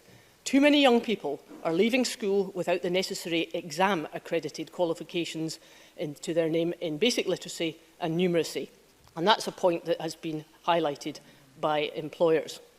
The Scottish Conservatives believe we are very much on the side of parents and teachers when we call for basic exam-accredited qualifications in these areas so that all young people can read, write and count to a good standard and have these good quality qualifications behind them. Accredited qualifications that not only enhance the confidence of the young people, but make them much more attractive to the job market. I think that's something that's been well received by many. Yes, of course. John Swinney. I wonder if Liz Smyth would clarify for me whether she believes that the accreditation of learning can only be undertaken to deliver confidence if there is an examination associated with it. Liz Smyth. No, far from it, Cabinet Secretary, but it is part of it. It is a fundamental part of it. And the message that is coming back, and which we've had at the Education Committee several times, is that the National 4, the actual qualification, is not met with the credibility that it should have and is deserving. And that's the issue. We've had it many times at the Education Committee, and that's something that we feel you should be, the Cabinet Secretary should be investigating and taking very seriously. And with that, can I come to the issue of subject choice and the Scottish Government's plea that we should not look just at the exam passes gained within individual years, but within the entire senior phase as a 3-year progression. And as I've said before, I think there is some attraction in the theory of that, but the current practice is a problem because of the narrowing of subject choice in S4 and the similar effects that that's having on S5 and S6. It is creating gaps in some of the well-rounded education on offer in our schools. Because if there was a properly thought-out progression and full articulation between different courses, we would not see schools' reluctance to offer young people the chance to sit a higher across 2 academic years. We would not see the 2-term dash to higher, and we would not see the diminishing number of pupils able to access the advanced higher. And the advanced higher, as the Cabinet Secretary knows, is very much one of the shining lights in Scotland's education, much valued by people elsewhere. Jim Scott's ongoing analysis of what's happening in subject choice is stark, and that is surely something that concerns the Cabinet Secretary, because it draws into question some of the structures under the Curriculum for Excellence, and I hope that will be reviewed very quickly. And let me finish on the point about skills participation and apprenticeships, which are so crucial to the overall direction of travel. There are clearly some very good things happening in this area, but it's not enough, which is why the Scottish Conservatives want to see much more commitment and support given to young people to the age of 18.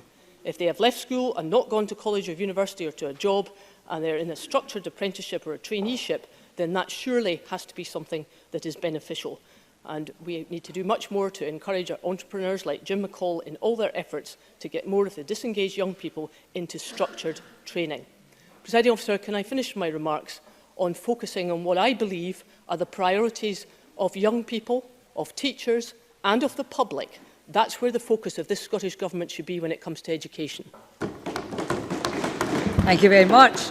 I call Gillian Martin, to be followed by Sarah Boyack. Ms Martin, please. Thank you, Presiding Officer. Last night, like many of you, I was glued to my television watching the goings-on at Westminster, or as I like to refer to it, the season finale of the United Kingdom. In between the Prime Minister's calamitous speech and the emergency debate on suspending the UK Parliament, some poor MP had a 10-minute rule debate, which next to nobody was listening to. It was on air quality. Poor chap, he was bookended by high political drama and the denouement of 3 years of Tory Brexit civil war. What chance did he have to draw attention away from that to environmental issues in a place which has hardly passed any relevant legislation in the past 3 years, with a government that's limped along doing next to nothing, particularly when it comes to tackling the biggest issue of our time, climate change? What a contrast to yesterday's scenes here, as the First Minister laid out our programme for government, which had climate change at its very heart. A 158-page programme of meaningful policy and legislation that will be enacted and fast. This is what a functioning government and Parliament looks like. And it's easy to forget such a thing exists if your eyes are only fixed on Westminster. As the convener of a committee who has spent the last year scrutinising the climate change bill and producing a comprehensive list of recommendations on how to reduce emissions, I was delighted to see so many of our asks put into action yesterday. For a long time now, I've been convinced that the private sector has to be incentivised to help us reach our climate ambitions. Without them, we'll simply fail. So the announcement of measures in the Green New Deal is big news and has real action behind it. The Scottish National Investment Bank will have at its priority lending for net zero projects. The procurement of public contracts will be dependent on environmental criteria. A huge growth, acceleration funding and support will be available for emissions-reducing infrastructure. And Scotland has a chance to be a world leader, not just in meeting the target of net zero by 2045, but being a green innovation nation, which creates the technology that we can export to others as we undertake that journey. And the announcement yesterday of a £3 billion portfolio of projects to attract investors into renewables, low-emission transport solutions, waste management and construction that locks in carbon rather than emits it is of staggering significance. Alongside this journey to becoming a net zero country, we have a huge opportunity to create thousands of jobs. And this just transition away from burning fossil fuels is of particular importance to my area of Aberdeenshire, where so many of us rely on oil and gas for our living. And I welcome the Climate Emergency Skills Action Plan, and it's a scheme that must have a very firm foothold in my part of Scotland. The North East already boasts the biggest concentration of transferable engineering and technical skills in the whole of Scotland, but we desperately need to provide the low-carbon career routes and skills for tomorrow for the kids in the schools in my constituency today.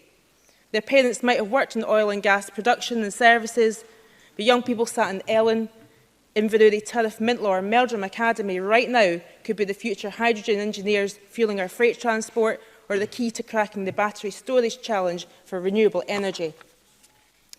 As an animal lover, I also welcome the Animal Welfare Bill, and I want to particularly make mention of a small part of it that has got resonance from my constituency. Tucked away on page 32 of the PFG is an announcement that animals seized on welfare grounds can be rehomed without the need for a court order. And this is in line with best practice in other Northern European countries. This year, 2 constituents of mine were jailed after over 100 dogs and their pups were seized from horrible conditions in their illegal puppy farm near Findlay. Court action took 2 years, and in that time those dogs were cared for in shelters. With this legislation, this need never happen again. Dogs will be rehomed or sold and will not live in limbo. And I want to thank the SSPCA for their lobbying in this over the years and for the government for their response. It really does mean a lot to us in my area. I also welcome moves to make bus travel infrastructure greener and more reliable. But for those of us in rural areas, the expansion of the electric vehicle charging network and the low-carbon transport loan scheme means that ordinary people, particularly rural people, can think about purchasing a used electric vehicle rather than it being an unrealistic pipe dream. This is a real meaningful step that will enable a lot of us to move away from petrol and diesel and play our part in meeting the climate challenge. Presiding Officer, electrification of our existing railways is great news, but I will continue to campaign for the reopening of the Fermartin-Buchan line in my constituency to give my constituents more low-carbon public transport options. The First Minister promised that she would make climate a government priority when she declared a climate emergency. And she has delivered a programme for government that proves that she's true to her word. Presiding Officer, these are the policies that will propel Scotland into a low-carbon future with huge opportunities for our people and are in line with what the people of Scotland have been asking us to prioritise. And it will ensure that no one is left behind in that transition. Presiding Officer. Thank you very much. I call Sarah Boyack. I welcome Ms Boyack back to the chamber. This is her first speech here and will be the last, of course. And I call Alec Neil afterwards. Ms Boyack. Thank you, Deputy Presiding Officer. No pressure there. I'm delighted to have the privilege of serving in our Scottish Parliament again, and I want to put on record my thanks to Kes Dugdale for the work she did in this Parliament. And I'm also particularly looking forward to working with my Labour colleagues Daniel Johnson and Neil Findlay as we support our constituents across the Lothians. Over the past month, we've been working on affordable housing, on health issues, in particular the uncertainty facing families in relation to the delays of the opening of our Sick Kids Hospital, and the concerns of parents in relation to access to mental health services for their children. I said in May that I had unfinished business, addressing our climate change emergency, tackling poverty and the crisis of affordable housing in Edinburgh. When I was working with the SFHA, I had the opportunity to see at first hand the quality of affordable social housing being built across the country and the empowerment that comes from involving tenants in shaping their communities and, crucially, the economic benefits that come not just from building new homes but also investing in existing homes to make them warm and energy efficient. But there is so much more that we need to do, in particular delivering on the challenge of eliminating fuel poverty so that no one has to suffer from the choice of heating or eating. A quarter of our children now live in poverty, and households are becoming homeless every 18 minutes, and we can see a widening gap in health inequalities. So we need to make sure that the issue of tackling poverty is addressed with urgency alongside our climate emergency. And there is a huge amount to absorb from yesterday's programme for government. Scottish Labour warmly welcomes the focus on tackling our climate emergency. It is an emergency, and it's not a choice, but an absolute necessity that we invest in all of our infrastructure to make it low carbon and resilient, to deal with the challenges that even in Scotland, we are not at the forefront of the climate difficulties that are going to come. Even in Scotland, we have to plan for. So ensuring that new procurement investment and the work of the Scottish National Investment Bank focuses on delivering zero emission investment is welcome. But I would argue we need multiple benefits to be delivered. So more opportunity for apprentices, decent wages, and for communities to benefit from that investment directly. We need to tackle climate change and deliver quality jobs at the same time. A great way to do that would be a properly funded programme of retrofitting to bring all of our homes up to the standards mentioned by the First Minister yesterday, reaching right across the country. Think of the local economic opportunities. And we need much more rapid progress on renewables and heat projects based on communities across the country. And there are lots of opportunities for community-based co-ops and community companies to deliver. We've got lots of good examples. Aberdeen Community Heat and Power Company, not-for-profit since 2012. Our Edinburgh Solar Co-op, which is now working in partnership with the City Council. And we've got community renewables in probably everybody's constituency across the country, but we need more. They deliver multiple benefits, and they need to be factored into all of our planning decisions, so we get the low-carbon heat and power we need now, as well as reinvestment in our communities. I also welcome the investment focus on low-carbon transport that was made yesterday. It's an area where we have seen nowhere near fast enough progress in reducing emissions. But again, we need to go further and think about empowering our communities so that local people can access shared electric vehicles. They don't all have to buy electric vehicles, so that we can have municipal bus companies again, so that we can have high-quality, affordable public transport, and so that we can have more routes that reach out to where people currently do not have that opportunity. And crucially, that we link in healthier, affordable public transport choices with active travel opportunities, walking and cycling, and more electric bikes too. We need to have our communities at the heart of our low-carbon industrial revolution. That's what Scotland needs. That's why in Labour we welcome the new Just Transition Commission, but as Richard Leonard said earlier, it's got to be not just a short-term group, it's got to be there for the long term, so that we always have a focus, always reminding government that delivering investment has to deliver for people and our environment. And I just want to finish on the issue of our local authorities, crucially important if we're going to deliver that programme announced yesterday. I very much welcome the announcement of the tourism levy. It's not a new idea. I was working on a Members' Bill in 2016. Can ministers commit to it being in place by the 2020-21 elections? Our local authorities need that opportunity now. Let me just give you the example of our capital city and just the example of how much the reduction in funding by ministers is hitting hard. In our capital city, we have seen a reduction per head of funding by the Scottish Government of 7.5% over the last 5 years, at a time when our population has increased by over 7%. And that means that there are cuts at a time when our communities need more investment. We're losing homes to Airbnb, even though we're seeing new homes built. We're losing homes while the cost of land is increasing. And that means that vital infrastructure and new homes are more expensive. So we need to see more progress in community empowerment, the land reform agenda, and proper funding for local authorities and the communities that they serve. And local authorities have a crucial role to play alongside the Scottish Government in public sector leadership if we're going to see the change delivered that we need in every community across Scotland. The coming months are going to give us the opportunity to test the detail of the plans yesterday, to scrutinise them in detail. I welcome the Circular Economy Bill, the Good Food Nation Bill.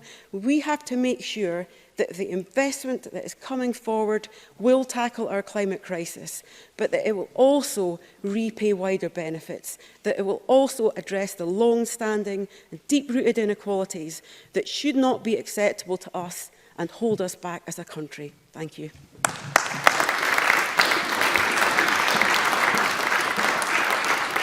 I call Alec Neil to be followed by Maurice Golden. Mr Neil, please. Thank you very much indeed, Presiding Officer. There is much to welcome in the programme for government yesterday, but in particular, can I welcome the £500 million commitment to investment in buses in Scotland.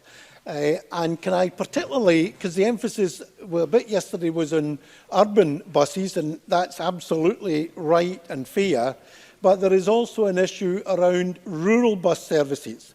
In my own constituency, in villages like Hart Hill, Shotts, which is a town, Glen Mavis, Caldercrooks, Plains, Salisbury, in all of these areas, the problem is the closure of bus services or the running down of bus services. So as part of the £500 million, can I ask the government to look at a greater subsidy, because that's what it takes on a permanent basis to keep many of these services going and to reopen others. And of course, in rural areas, because of the distances involved, the carbon savings from getting more people to travel on the bus are very significant indeed. And there is one very specific proposal I would ask the government to look at. There is an excellent service in Lanarkshire and it operates in other parts of the country. In Lanarkshire, it's called My Bus, where anyone over the age of 75 can get the bus to come to their door, to pick them up, to take them where they need to be, and then bring them back to their own door. The problem is it is restricted to people over 75. Can I ask the government to look at lowering the age at which subsidy for that becomes available? Because there's a lot of spare capacity in these buses, and it seems a shame, particularly where it's being subsidised, that we're allowing them to travel very empty, and a wee bit more subsidy and reducing the age level and broadening it out a bit would actually tick a lot of boxes.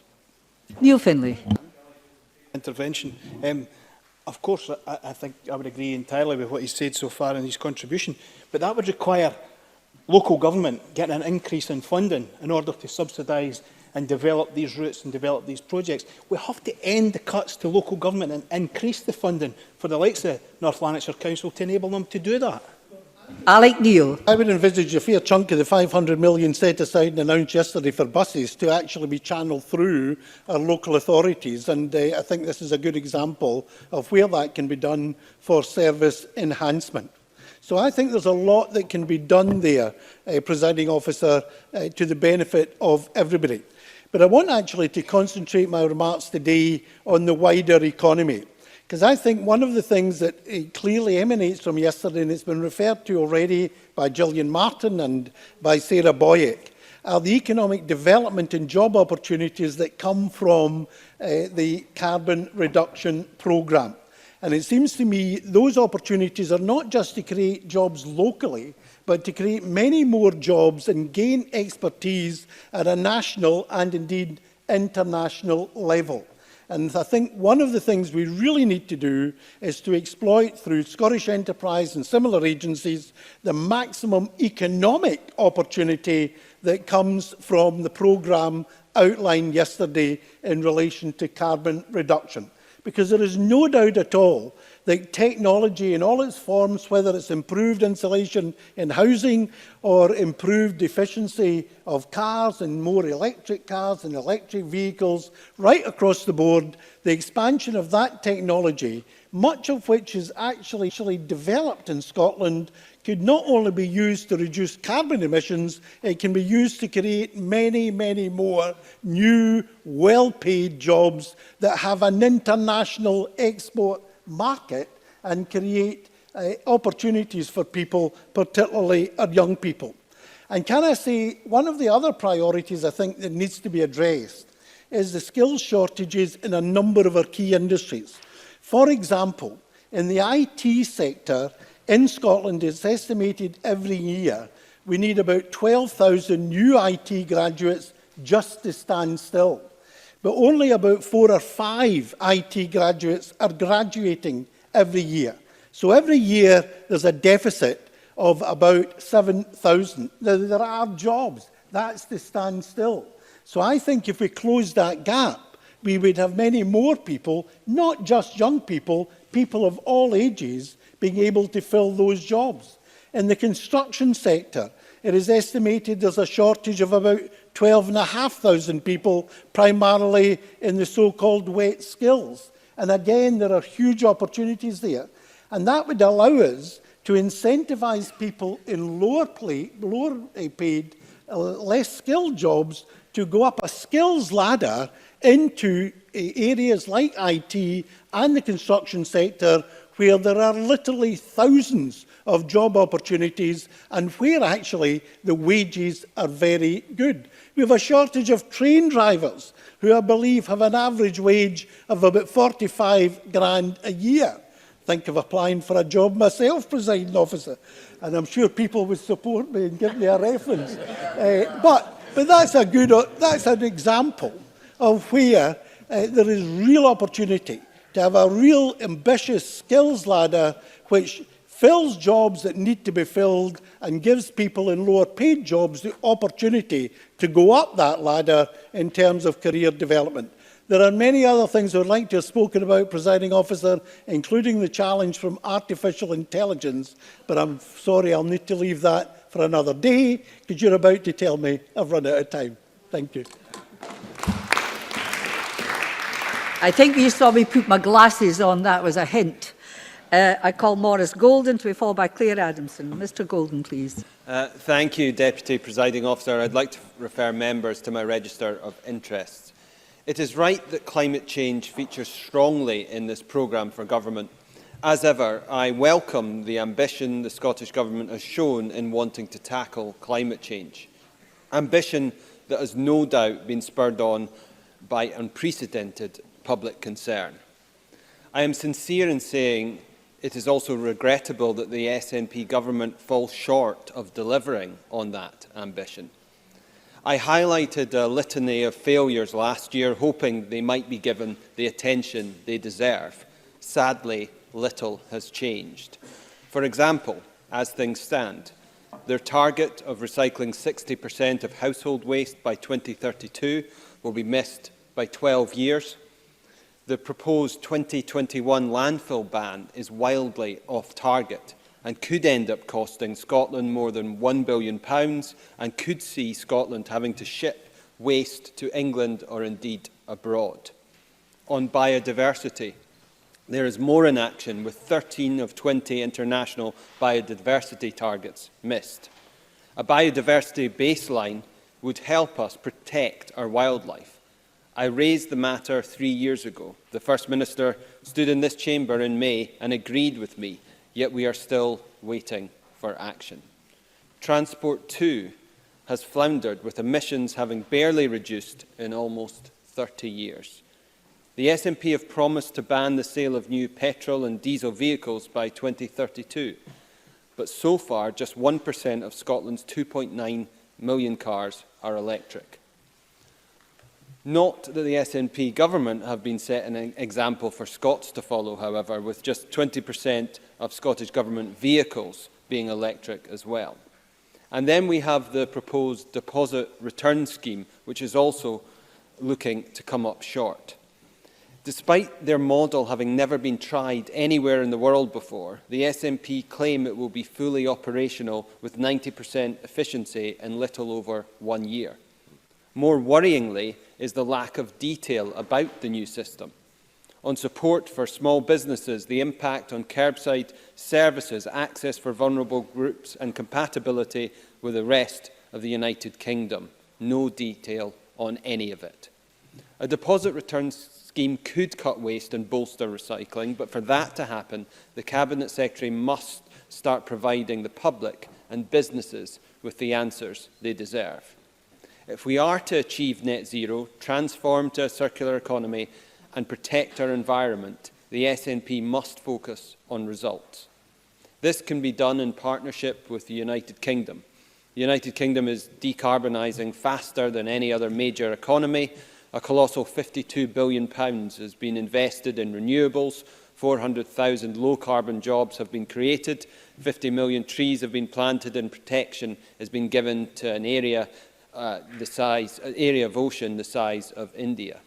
Scotland has the ambition to match, and the Scottish Conservatives have the policies to deliver, some of which the Scottish Government have now performed a U-turn and are now supporting. For example, reducing fuel poverty and giving everyone a warmer home by raising energy efficiency standards to EPC Band C by 2030, a measure that was put forward by the Scottish Conservatives. Moreover, support for climate action through public procurement, such as mandating purchasing zero-emission vehicles where possible. And public procurement is an area which has sadly been lacking in attention, and it shouldn't take a climate emergency to ensure that we get the best value through Scottish Government procurement. Moreover, we have to tackle poor air quality with air quality monitors at every Scottish school. We also have to back our farmers with funding and technical support to modernise equipment and be greener.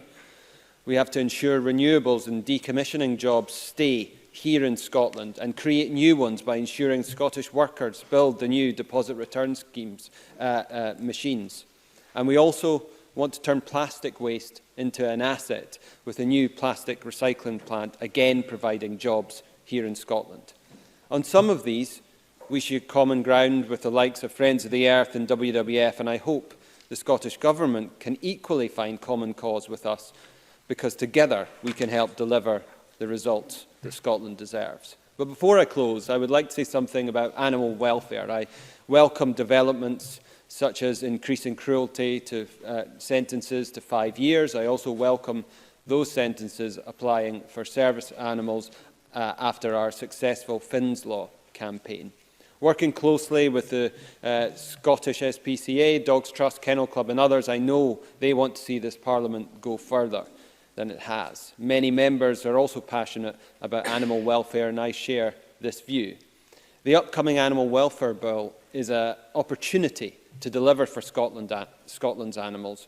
We should aim for nothing less than Scotland having the best animal welfare laws anywhere in the world. Thanks.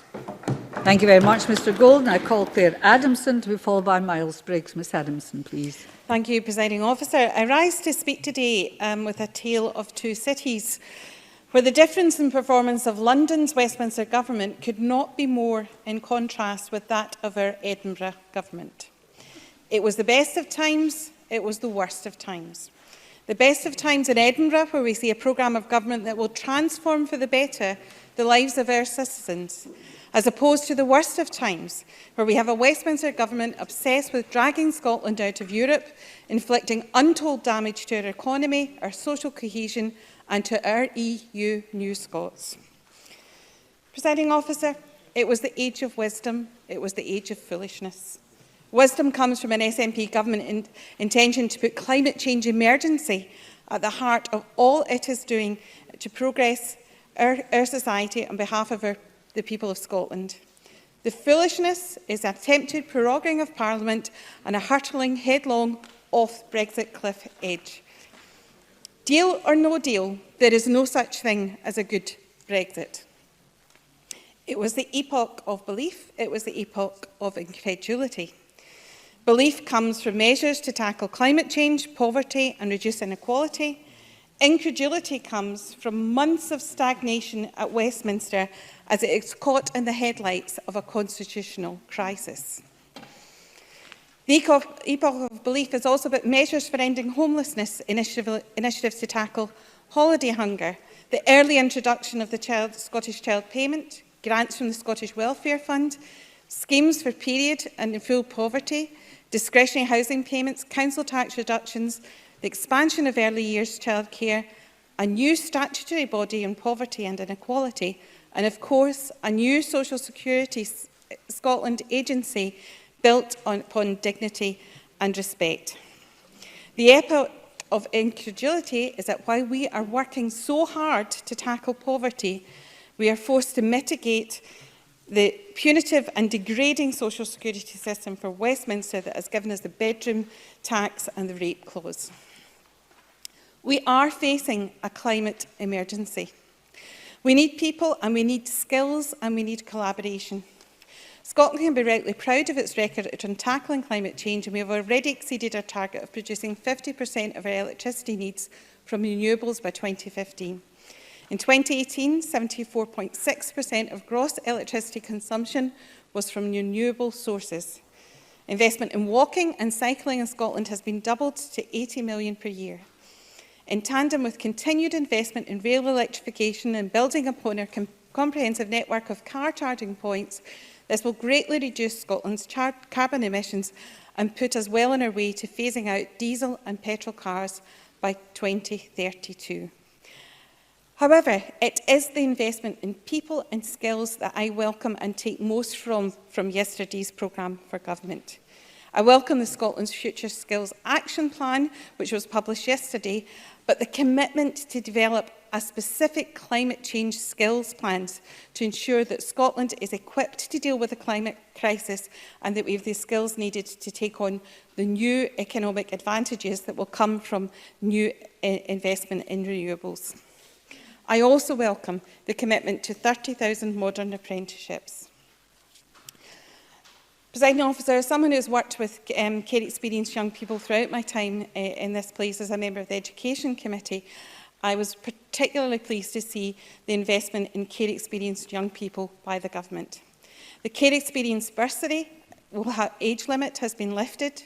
There will be free dental care for care experienced young people, 24/7 crisis support for young people in Scotland, and access to discretionary housing payments for young people in receipt of a qualifying benefit. Earlier in the summer, I visited the Who Cares Scotland summer camp. I spoke with many young people there who were willing to share their concerns, their experiences with me, so I could better understand their challenges as care experienced young people. So I know how important the commitment to a statutory presumption in favour of siblings in care being placed together when it is in their best interest will mean to so many young people and so many of their siblings in Scotland. And can I put on my record my thanks to Amy, who shared her poem at that event, which was poignant, heartbreaking, and helped me understand better her challenges and the challenges faced by care experienced young people. So I'm absolutely delighted that that is part of the programme for government. Presiding Officer, it was the season of light, it was the season of darkness. The light comes from the many organisations who have welcomed this ambitious and important programme for government. Colleges Scotland, NUS Scotland, Who Cares Scotland, Citizens Advice Scotland and the Poverty Alliance, to mention just a few. The darkness comes from the unknown Brexit black hole that we all approach with trepidation. I said before, there is no such thing as a good Brexit. Whatever happens, we will have major challenges ahead in our country. We don't have a clear vision ahead, but thank goodness that independence offers Scotland a choice of the best of times. Thank you very much. I want to remind members that the protocol is that you stay for 2 speeches after your own, unless it's an emergency, of course. Otherwise, you send a note in advance to the chair, the presiding officer, who will then say whether or not it's okay that you leave the chamber. But you don't just do it and send a note after the event. That is directed at one member, but the rest of you can tent as well.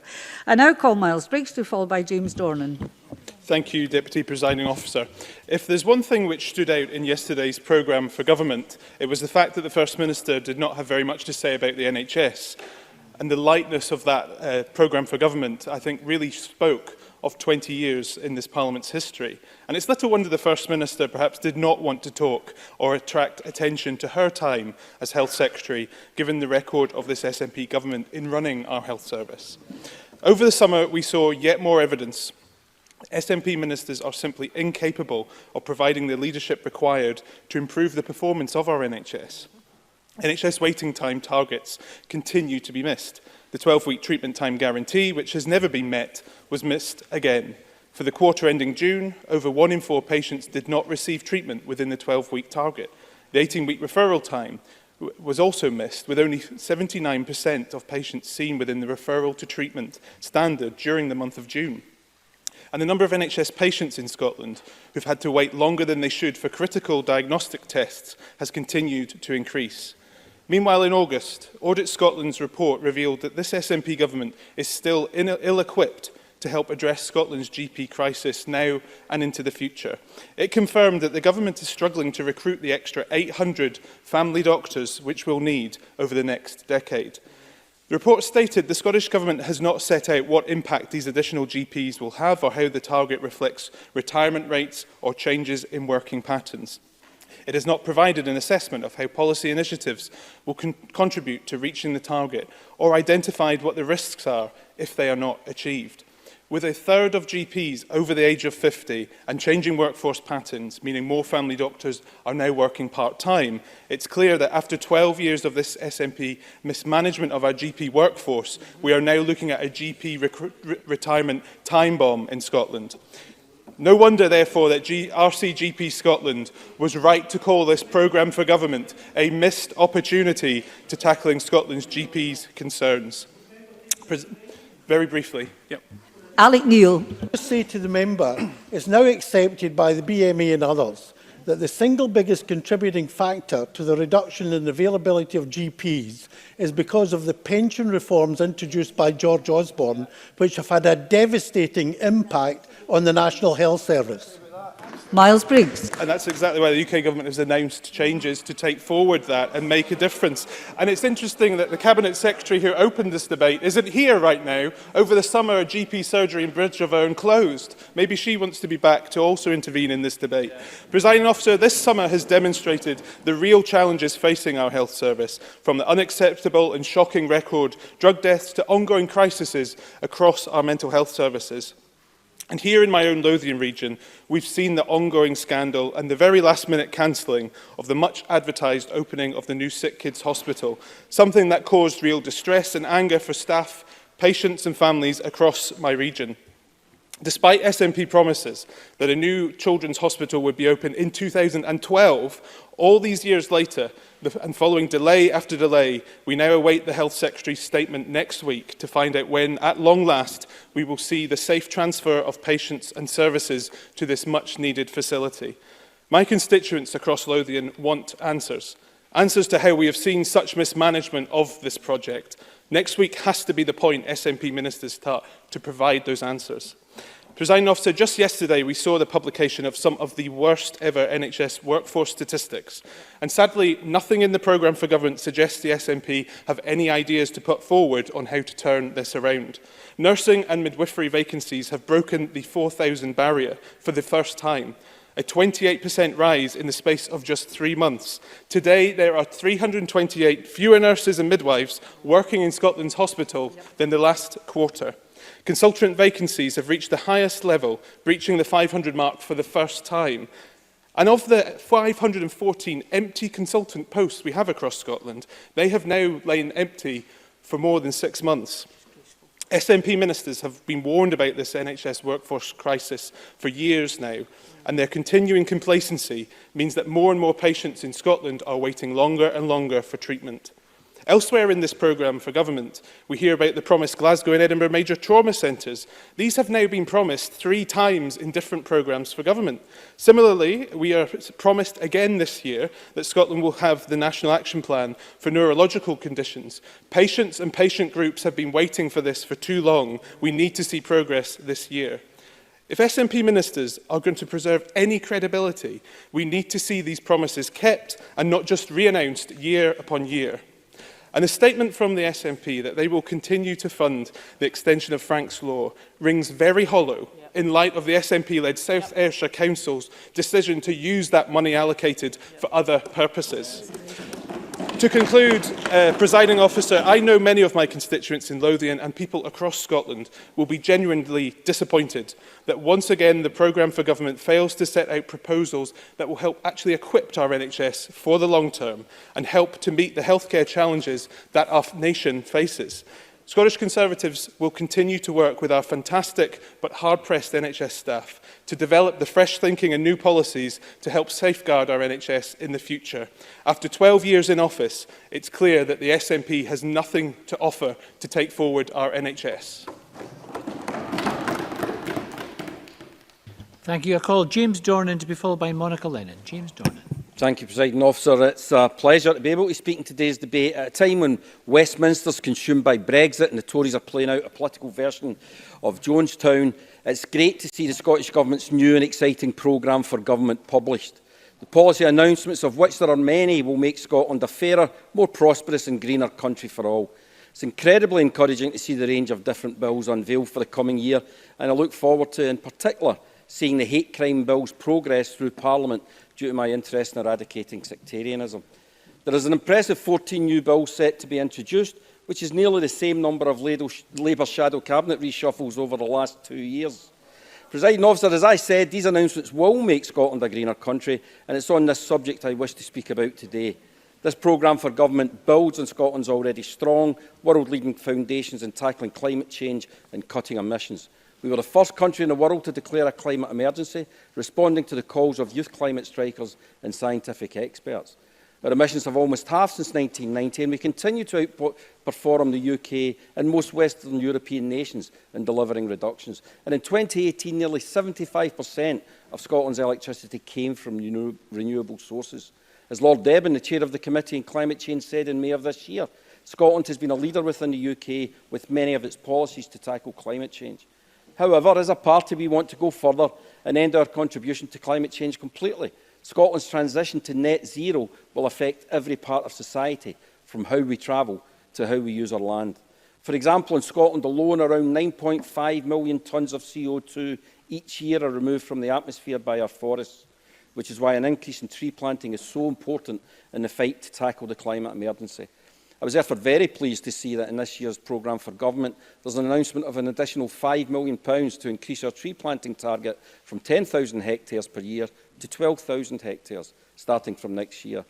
Regarding our travel habits and infrastructure, there are a number of exciting and ambitious commitments, including the maintaining of the doubled level of active travel investment, the target of decarbonising Scotland's railways by 2035, 5 years ahead of the UK's target of 2040, and also the announcement to plan to change sections of the motorway network around Glasgow to better support high-occupancy vehicles such as buses. Presiding Officer, these are encouraging steps being taken by the Scottish Government to address climate change. However, Scotland cannot deliver net zero emissions through devolved policy alone. We require the UK Government to vastly up their game. We need the private sector support, and we also must continue our partnership with the public sector, and in particular that with local authorities. As outlined in the programme for government, the Scottish Government will now put in place a Green New Deal, harnessing the power of the Scottish National Investment Bank, a £3 billion green investment portfolio and a green growth accelerator to attract green finance to Scotland. As a result of this, our local authorities will be able to further invest in emission-reducing infrastructure for their area. Scotland and the Scottish Government are quite rightly seen as world-leading in addressing climate change. However, I also wish to pay tribute to the work of Glasgow City Council. In particular, I would like to commend the work of Councillor Anna Richardson, who represents the Langside ward in my Glasgow Cathcart constituency and is also the city convener for sustainability and carbon reduction. As a city, Glasgow has made significant progress in reducing emissions, meeting our 2020 target ahead of schedule, and the Council are undertaking great work to do more, much of which is on the back of previous programmes for government. As members will be aware, the initial phase of Scotland's first ever low emission zone was launched in Glasgow last year. In the city centre, restrictions are now in place for certain buses, and a further phase is set to commence next year. Understandably, a positive and direct effect of the low emission zones is the increasing demand for ultra-low emission vehicles and an increasing demand for electric vehicle charge points. At present, there are an estimated 100,000 electric vehicles in the UK, and this is expected to rise between 1 and 1.4 million by 2020, at least a tenfold increase. As referenced in the programme for government, to support this expected increase, the Scottish Government has already delivered 1,500 new electric charge points and has assisted businesses and communities in buying ultra-low emission vehicles. This has laid great foundations for Glasgow City Council, who have also been awarded £2.2 million by Transport Scotland to improve infrastructure for electric vehicle charge points. Of course I will. Neil Findlay.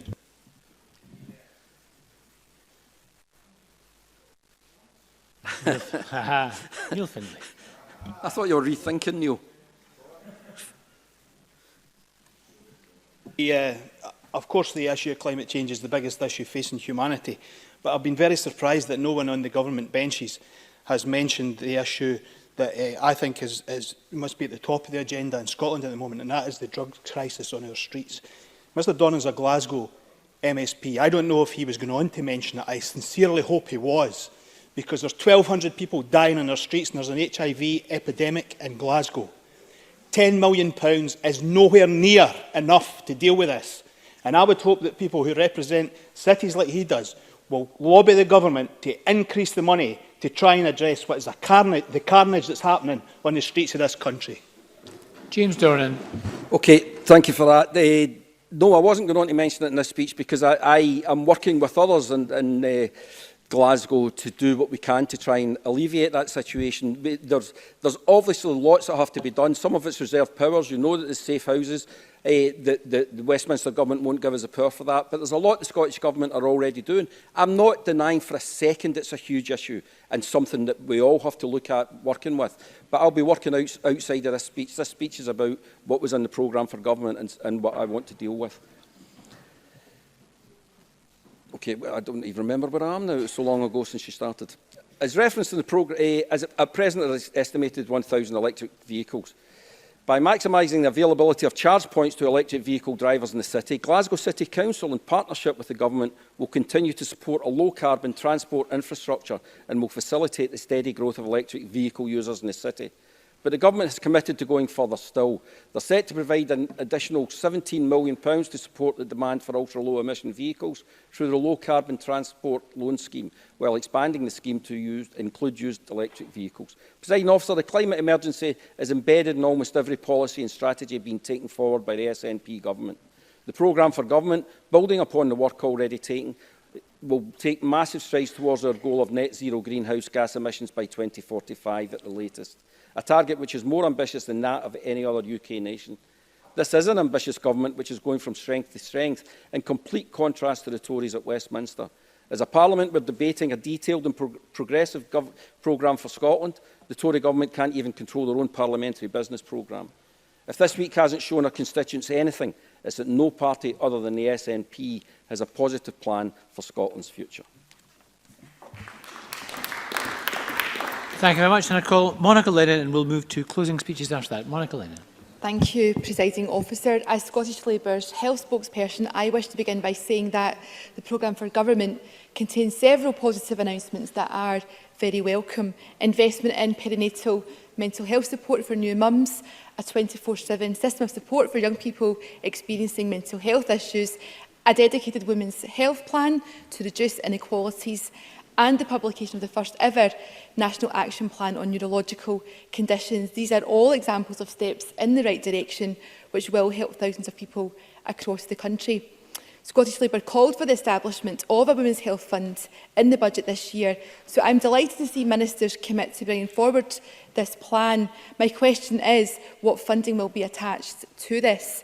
The cross-party group on women's health, which I chair alongside Deputy Convener Alison Johnston, has persistently highlighted a range of women's health issues, from differences in women's cardiac treatment, menopause stigma, to the struggles faced by those with endometriosis. And in lipedema, Anne Henry has bravely spoken about her painful battle to receive a proper diagnosis and treatment.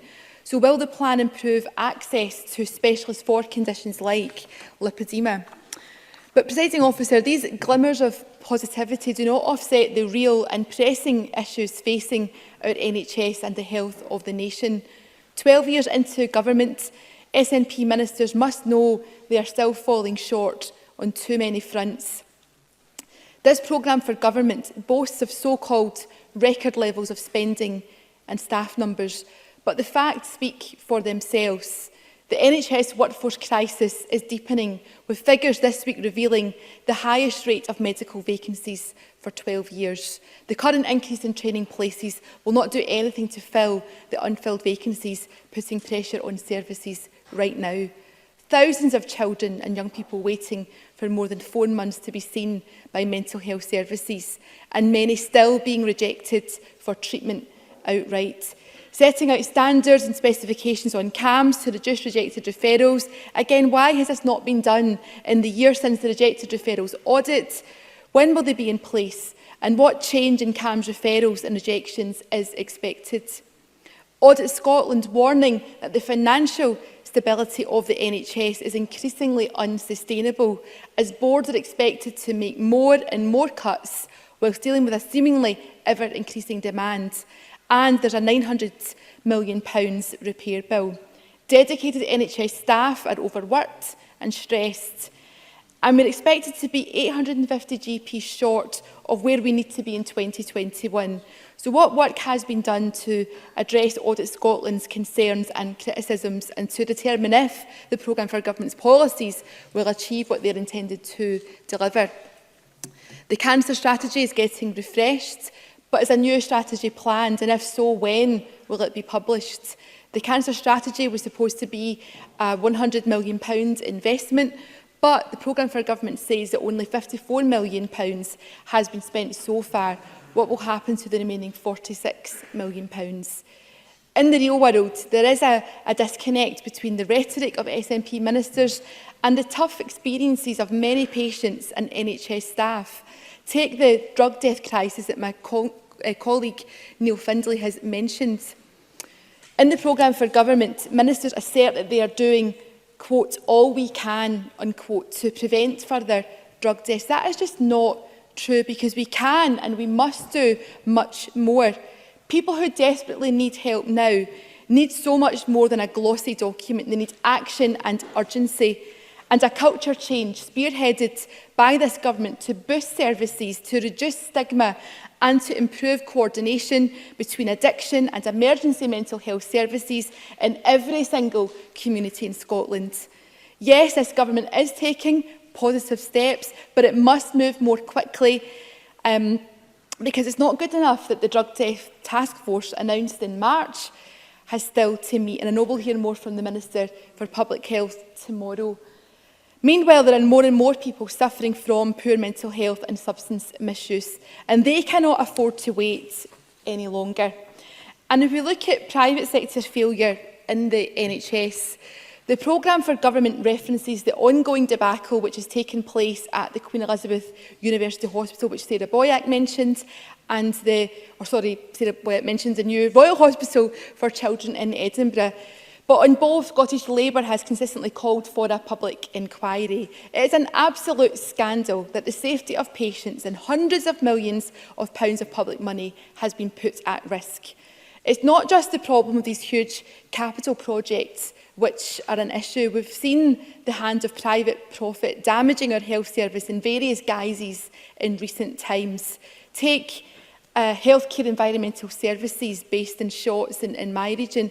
That scandal has caused a clinical waste crisis with tens of millions of pounds of extra cost for our NHS. It's disappointing that the government dismissed outright proposals from Scottish Labour to bring this service back into public ownership, instead handing a 10-year £100 million contract to a multinational private company. In conclusion, Presiding Officer, our health service and NHS workforce remains in crisis. This programme for government does not fully address the scale of the challenges and offer the step change required to transform our health service. Services are under overwhelming pressure. The government must go further and take bold, progressive action to support our NHS to tackle inequalities and falling life expectancy and to improve the health of the people of Scotland. Thank you very much. And we now move to closing speeches. I call on Liam MacArthur to be followed by John Finney. Liam MacArthur. Thank you very much, Presiding Officer. Well, Alex Cole-Hamilton observed at the outset of this afternoon's debate. It didn't take long for the First Minister yesterday to reveal what is at the top of her agenda. She's hardly turned the first page of her statement before we had the first mention of independence and an assurance, to the surprise of absolutely nobody, that Nicola Sturgeon is intent on separation, do or die. The truth is, though, that the answer to Boris's nationalism is not more of Nicola's nationalism.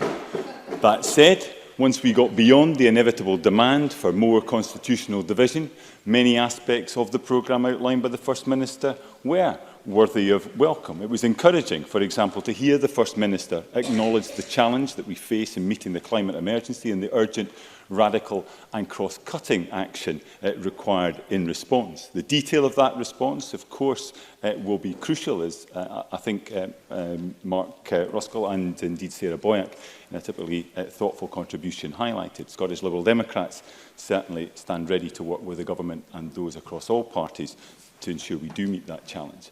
I was particularly interested to hear the commitment made in relation to air travel in the Highlands and Islands to be carbon neutral. I know Loganair, which operates most of the routes in the region, has long held this ambition and appears confident it can indeed be achieved by 2040.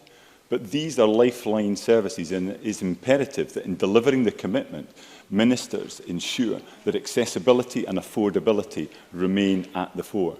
People and businesses in communities like Orkney, which depend on these routes, must not be left more isolated or disadvantaged. But this ambition, along with plans for hydrogen ferries in Orkney and making the A9 Scotland's first electric vehicle superhighway, show the clear potential for the Highlands and Islands to lead the way when it comes to reducing transport emissions. Sticking with the transport theme, I couldn't help noticing that certain items appeared to have slipped the First Minister's mind yesterday. I listened intently to what she had to say, but heard no reference to a 3-year freeze on Northern Isles ferry fares or a 20% reduction on cabin costs. An urgent resolution to internal ferry funding for the Northern Isles was also conspicuous by its absence from the FM's transport priorities.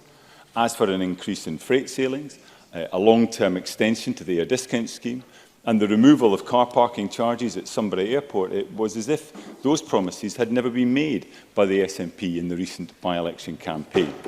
But the fact is, they were. Moreover, people in Shetland and Orkney were listening with interest. So they heard Nicola Sturgeon commit to sit down, quote, in pretty short order and see how we can implement these pledges. They took careful note when Michael Matheson called the SNP candidate's promises on transport very reasonable. And they made the assumption that these were indeed commitments to Shetland and to the Northern Isles, and not merely cynical bribes in the hope of persuading people to put aside their opposition to independence and vote SNP. Surely now that almost every single member on the SNP benches has a newfound appreciation both of the beauty of the Northern Isles, but also how much it costs in time and money to get there and back, they'll be happy to support delivery of all these transport promises to the communities that Beatrice Wisher and I represent. Presiding Officer, it should concern every single one of us that here in Scotland we lock up more people per head of population than almost any other country in the Western world. The prison population last month stood at a staggering 8,267, with 2/3 of our prisons at or well over capacity. This is unsustainable, unsafe and unacceptable. We've seen a 40% increase in assaults in our prisons over the past year. The number of self-harm incidents has doubled since 2017, while attempted suicides are set to be 3 times higher this year than last. Meanwhile, back in July, the SPS announced it was redeploying its entire through care team into general prisoner officer roles. How can this possibly help with the successful management of prisoners back into the community? And certainly will. Findlay. I visited Shotts Prison during the recess and spoke to prison staff there about a range of issues, but the one thing they wanted me to take away with me was the lack of staff in prisons to deal with the day-to-day work and the pressures that they are under. I hope he will join me in urging the Justice Minister to address this urgently. Lee MacArthur. I think that's a very fair point. The concerns being raised by staff are not new, and they're not, I think, confined to Shotts. I think it's a direct result of the spiralling increase in the prison population that's putting pressure not just on the prison population but the staff working there. Add to the levels of incarceration of women, the lack of capacity and mental health support for prisoners, particularly our young people, and the picture is a bleak one. Presiding Officer, I support moves by the Justice Secretary in terms of increasing the presumption against short sentences, extending the use of electronic monitoring, but I would question whether the government really is alive to the scale of the crisis we face. Moreover, there is still no sign how ministers plan to transfer the resources into areas that will allow us to bring down that prison population by diverting people away from the criminal justice system. We know this is more effective in reducing reoffending, in keeping our communities safe, and in allowing every individual the best chance of making a positive contribution. It cannot be done cheaply, but the cost of continuing as we are is so much higher. On drugs deaths too, as Monica Lennon said, we are at crisis point. There were 1,187 drug deaths in Scotland in 2018, the worst rate anywhere in the developed world. Scottish Liberal Democrats believe the response to this must be framed through the prism of health rather than justice. But when we know that last year more people were imprisoned for possession of drugs for personal use than were given treatment orders, something is not right. Presiding Officer, these are just some of the areas where the government and this Parliament has its work cut out, not just over the next year, but well beyond. These should be the priorities for action, priorities on which there is the strong prospect of good cross-party agreement. We should be committing to these rather than reopening the divisions on independence. Thank you. Thank you. Can I call John Finney to be followed by Ian Gray? John Finney. Thank you very much indeed, Presiding Officer. And I think it's been an interesting debate. And as ever, there's been lots of requests for additional detail. I'd like to start by commending a number of elements that's included in the programme for government. First and foremost, one I don't think anyone else has mentioned, and that's the £2 million additional money for the Gypsy Traveller community. And I'd like to commend the Minister, Kevin Stewart. I think there's been really significant movement and engagement with the Traveller community who have been impressed with that. So I welcome that. I also welcome the policy of the Young Carer Grant, which is a green policy being brought forward. And as my colleague Mark Ruskell talked about the Heat Networks Bill, perhaps unfortunately, the focus appears to be on regulation rather than transformational change, because that transformational change can be significant, as is the case in Amsterdam, 100,000 houses and 8,000 a year. The Good Food Nation Bill, now the original tension of that bill, and thank goodness it's here, the original vision was of a cross-portfolio legislation and improving access to healthy, affordable food, bringing food into health, environment and social justice agendas, indeed the right to food. And I did see someone say in relation to that, let's hope it's not a watered-down marketing ploy. Clearly, procurement, and that was mentioned by someone else, needs to be sorted, and the idea of lorries driving past food producers to deliver processed foods to our schools hopefully can be addressed. Quite some distance travelled in a few months since this chamber voted down the Scottish Green Party's declaration of a climate emergency, but that's welcome. The STUC responded to the programme for government by saying, and I quote here, the current market approach to decarbonisation has failed. And I think that's a very valid position. And we know that all the other parties in this chamber here have positively extolled the UK government to give ever-increasing additional tax breaks to obscenely wealthy oil and gas sector, who today were celebrating the increase in the drilling activity. Apparently more wells drilled in the first 7 months of this year than in the whole of last year. And they go on to argue that maximum extraction must continue and is compatible with net zero thanks to carbon capture and storage. Not quite how we see things, I have to say. And as the STUC also went on to say, to be worthy of the name Green New Deal, there needs to consider the role of publicly owned energy, transport and construction companies. And words are very important. My colleague Mark Ruskell talked, in fact, he said he welcomed the Scottish Government's adoption of the language of the Green New Deal, adding that the programme is not a Green New Deal. Transition away from oil and gas by reducing the demand and supply in tandem, as the New Zealand Government are planning for, is the way ahead. So, as ever, we see a modest incremental change dressed up in grand rhetoric. The Scottish Green New Deal is different, publicly owned national bank and energy company. A New Deal should be a transformational programme of building the public sector and redirecting massive investment into infrastructure. And the programme for government is a long way from the bold and transformative change we need and want to see a commitment from the government to work with us to try and embolden the approach that's been taken. Now, a lot's been made of the quoted sum of £100 million improved bus priority infrastructure. And clearly that's one area where we would welcome a lot more detail. I know Mr Neil talked about some of the implications for that. It's to apparently tackle the impacts of congestion on bus services and raised bus usage. Where's that money coming from? How is it going to raise patronage out with areas with priority infrastructure? What's it going to do for residents in remote and rural areas? The reality is it's not going to make buses any more affordable or accessible to people. And the Scottish Government has failed to address the decline in bus usage by expanding the concessionary travel scheme.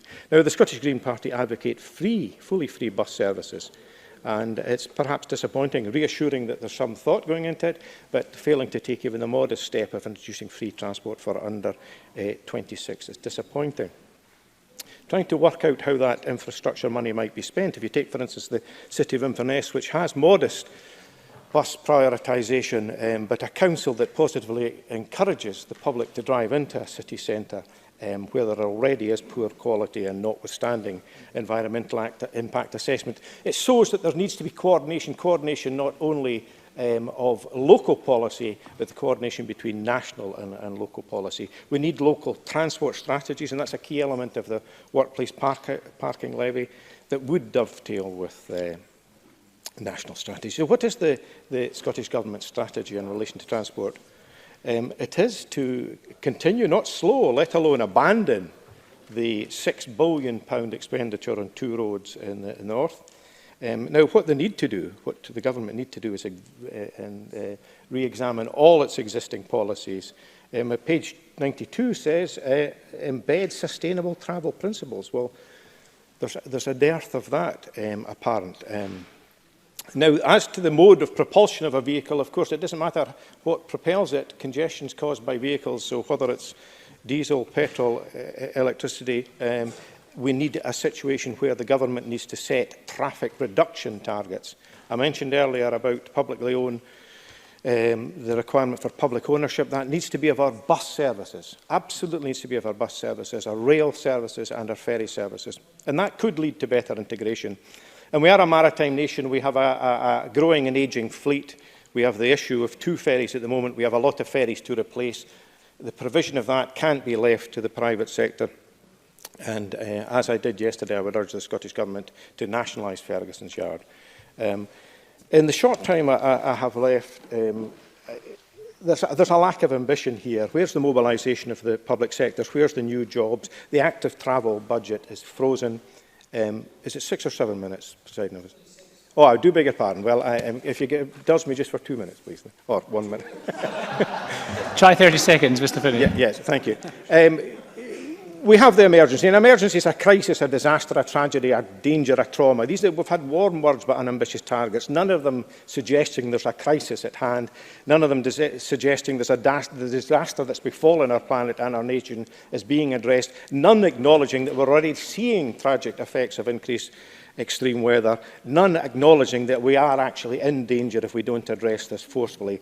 None acknowledging that we have to act in the trauma faced by our environment. The future generations are going to judge us on these words, not on these words, but on our actions. And sadly, the programme for government does not read like the response to a declared climate emergency. Thank you very much. Thank you, Mr Finney. Colin. Ian Gray to be followed by Dean Lockhart. Ian Gray. Thank you, Presiding Officer. As always, the test of a programme for government is the degree to which the reality matches the rhetoric. Although, to be honest, this year's statement fell pretty flat on rhetoric, never mind reality. Indeed, this is probably the one and only time of the parliamentary year I rather miss the First Minister's predecessor, whose rhetoric on these occasions seldom failed to soar. I remember, of course, the Saudi Arabia of the seas, and then there was the vision of Scotland one year, not so much cold, wet and dreich, but rather the foremost hydro nation on the face of the planet. All rubbish, of course, florid fantasy, supercharged by high-octane hyperbole, but, well, a bit more entertaining than yesterday's rather dull fare.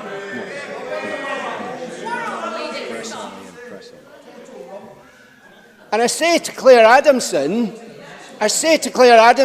yesterday, I had no great expectations when the First Minister got up to speak, and I was not disappointed. There was some welcome stuff, of course, not least the very welcome agreement to the interim recommendations of the Care Review on health, childcare and education for care experienced young people. Very welcome indeed. And welcome too a focus on addressing the climate emergency, but I'm not sure that the programme actually contained an emergency response, although I think in fairness the Cabinet Secretary did make a better fist today in opening the debate to try and demonstrate that it did. But in there is an updated plan, an updated energy efficiency route map, a hydrogen plan, an offshore wind policy statement, and these speak of bureaucracy rather than urgency. I thought Mark Ruskell rather eloquently debunked some of the government's rather vainglorious claims on climate change. And I think that Sarah Boyack showed exactly why the return of her knowledge, expertise and experience in this area is going to be such an asset to this Parliament. Meanwhile, in the critical area of public transport, the government still failed to grasp the nettle of public ownership of our buses and railways. Now, we may be electrifying our railways, and 3/4 of passenger journeys may be on electric lines, but while we tolerate the cancellations, the late trains and the overcrowding, there is ScotRail, who today again have defaulted on their latest improvement plan, then passengers will not want to use them. My own constituents today in North Berwick found all their trains cancelled, yet again, and that is the experience of most of us, is it not? And as for buses, bus lanes and low-emission buses are very, very welcome. But until we're prepared to extend subsidised or indeed free bus travel to other groups of passengers, passenger numbers will continue to fall. And I say to Alec Neil, the private bus companies will never resolve the issues of rural bus routes that he quite correctly raised. And I say that coming from East Lothian, where when the private bus company moved out, a municipal bus company has come in and transformed bus travel. And that is the nettle that we must grasp. The trouble with things being a programme for government priority, of course, is so often it turns out to mean very little in reality. Last year, we were still being told that the government's overriding priority was education, closing the attainment gap, raising standards for all. Yet, as Richard Leonard pointed out, higher pass rates fell again this year for the 4th year in a row. And although the government assert that the attainment gap has narrowed, they have abolished any sensible means of measuring it at all. There's no new money either in yesterday's statement to restore this government's cuts to education. School budgets, £400 million less than they were in 2010, and that includes the PEF funding, supposed to be additional but really backfilling cuts. That £15 million for additional support needs goes nowhere near, about a tenth of restoring the cuts to funding for those pupils over recent years. And that is an emergency too for those children who only have one chance at school, the response is not adequate. And my colleagues Neil Findlay and Monica Lennon are right too. The drug death figures, they are an emergency too, and £10 million is not an adequate response. Last year, one of the flagship commitments, and it is an important one, in the programme for government was the incorporation of the UN Convention of Rights of the Child into Scots law. But we're told this year there will be no legislation. There's no explanation for the delay. Why can't we get on with this important consensual move? And while we're on rights, I agree with Angela Constance that the Good Food Nation Bill should contain the right to food. But it doesn't. Why doesn't it? And I hope that she will argue with her government that it absolutely should. Now, the weekend, the First Minister promised a calm, considered and consensual programme. The truth is, for calm, we got pedestrian, and for considered, we got unambitious. And as for consensual, well, if her statement had climate change as its centre, the First Minister began and ended yesterday on our one true passion, independence. There is nothing calm, considered and consensual about wasting time on a referendum bill, about seizing one constitutional crisis to try and stoke another, about sowing new division where healing is what our country and our communities need at this time. In this, the programme for government is the same as every one of the past 12. Not really about climate change or education or health or poverty. It is about independence, always the top and hem of this government story, with patients, pupils, parents and passengers left behind. And Colin, Dean Lockhart. Thank you, Presiding Officer. Let me start by congratulating Sarah Boyack on her excellent first contribution in this current parliamentary term. And the background to this debate is, of course, that we are now in the 13th year of SNP government. And surely this is enough time for any government to show whether or not it can make a difference. And what a difference the SNP has made to Scotland. Declining education standards and international rankings in Scottish education, as highlighted by Liz Smyth, declining education standards, the NHS in crisis, as made clear by Miles Briggs, the low-wage, low-productivity and low-growth economy described by Murdo Fraser, and a dysfunctional transport policy which has caused the insolvency of the last shipbuilder on the Clyde. It's no wonder, Presiding Officer, that earlier this week a leading global shipping company accused the SNP of running Scotland like a banana republic. Not a record to be proud of, as the First Minister claimed yesterday, but a record to be ashamed of. And this programme for government will change nothing. It's a programme for government with the same old promises which never get delivered. Like the Scottish Growth Scheme, promising £500 million of investment in the economy, but 3 years later, as the First Minister herself admitted yesterday, only a quarter of that money invested. Like the promise to create a new publicly owned energy company to reduce energy costs. But 2 years later, this policy hasn't even passed the feasibility test. Like the SNP's economic targets, promising to take Scotland into the first division of productivity, but instead seeing us relegated to the third division. And it's not just productivity. The SNP has failed to meet every single one of its own economic targets. And that's the reality of the SNP's track record for the people of Scotland to judge. Targets missed, policies undelivered and promises broken. And yes, I'll give way. Kate Forbes. Trick. Kate Forbes. I was just going to ask who was responsible for Scotland having the lowest unemployment in the UK. Dean Lockhart. It's a combination of the UK government and Scottish government. Because I'll tell you why.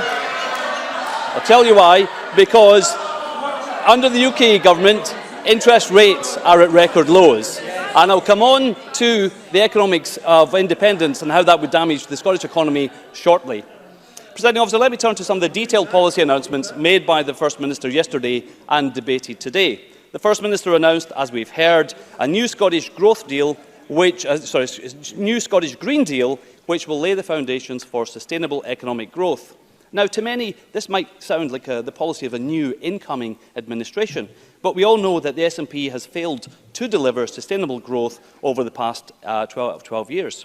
This was made clear by the STUC earlier this year in its report, Broken Promises and Offshore Jobs, and I quote, "The SNP has failed to ensure that workers, business and government in Scotland benefit from Scotland's natural resources and low-carbon economy." The STUC report also highlights the negative balance of trade in the low-carbon sector in Scotland. We import £230 million more than we export in the low-carbon economy. Gillian Martin and Alex Neil said the Green Deal will allow us to create new jobs and increase exports to other countries, but the reality is we are currently subsidising the low-carbon economies of other countries, and we're not seeing the real economic benefits of Scotland's natural resources.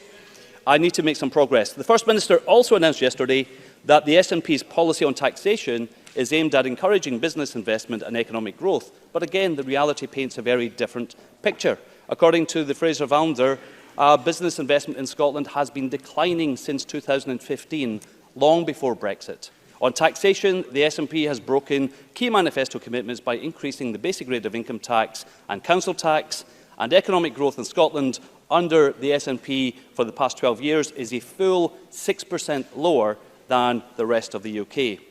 But, Presiding Officer, what is most remarkable about this programme for government is what it fails to mention.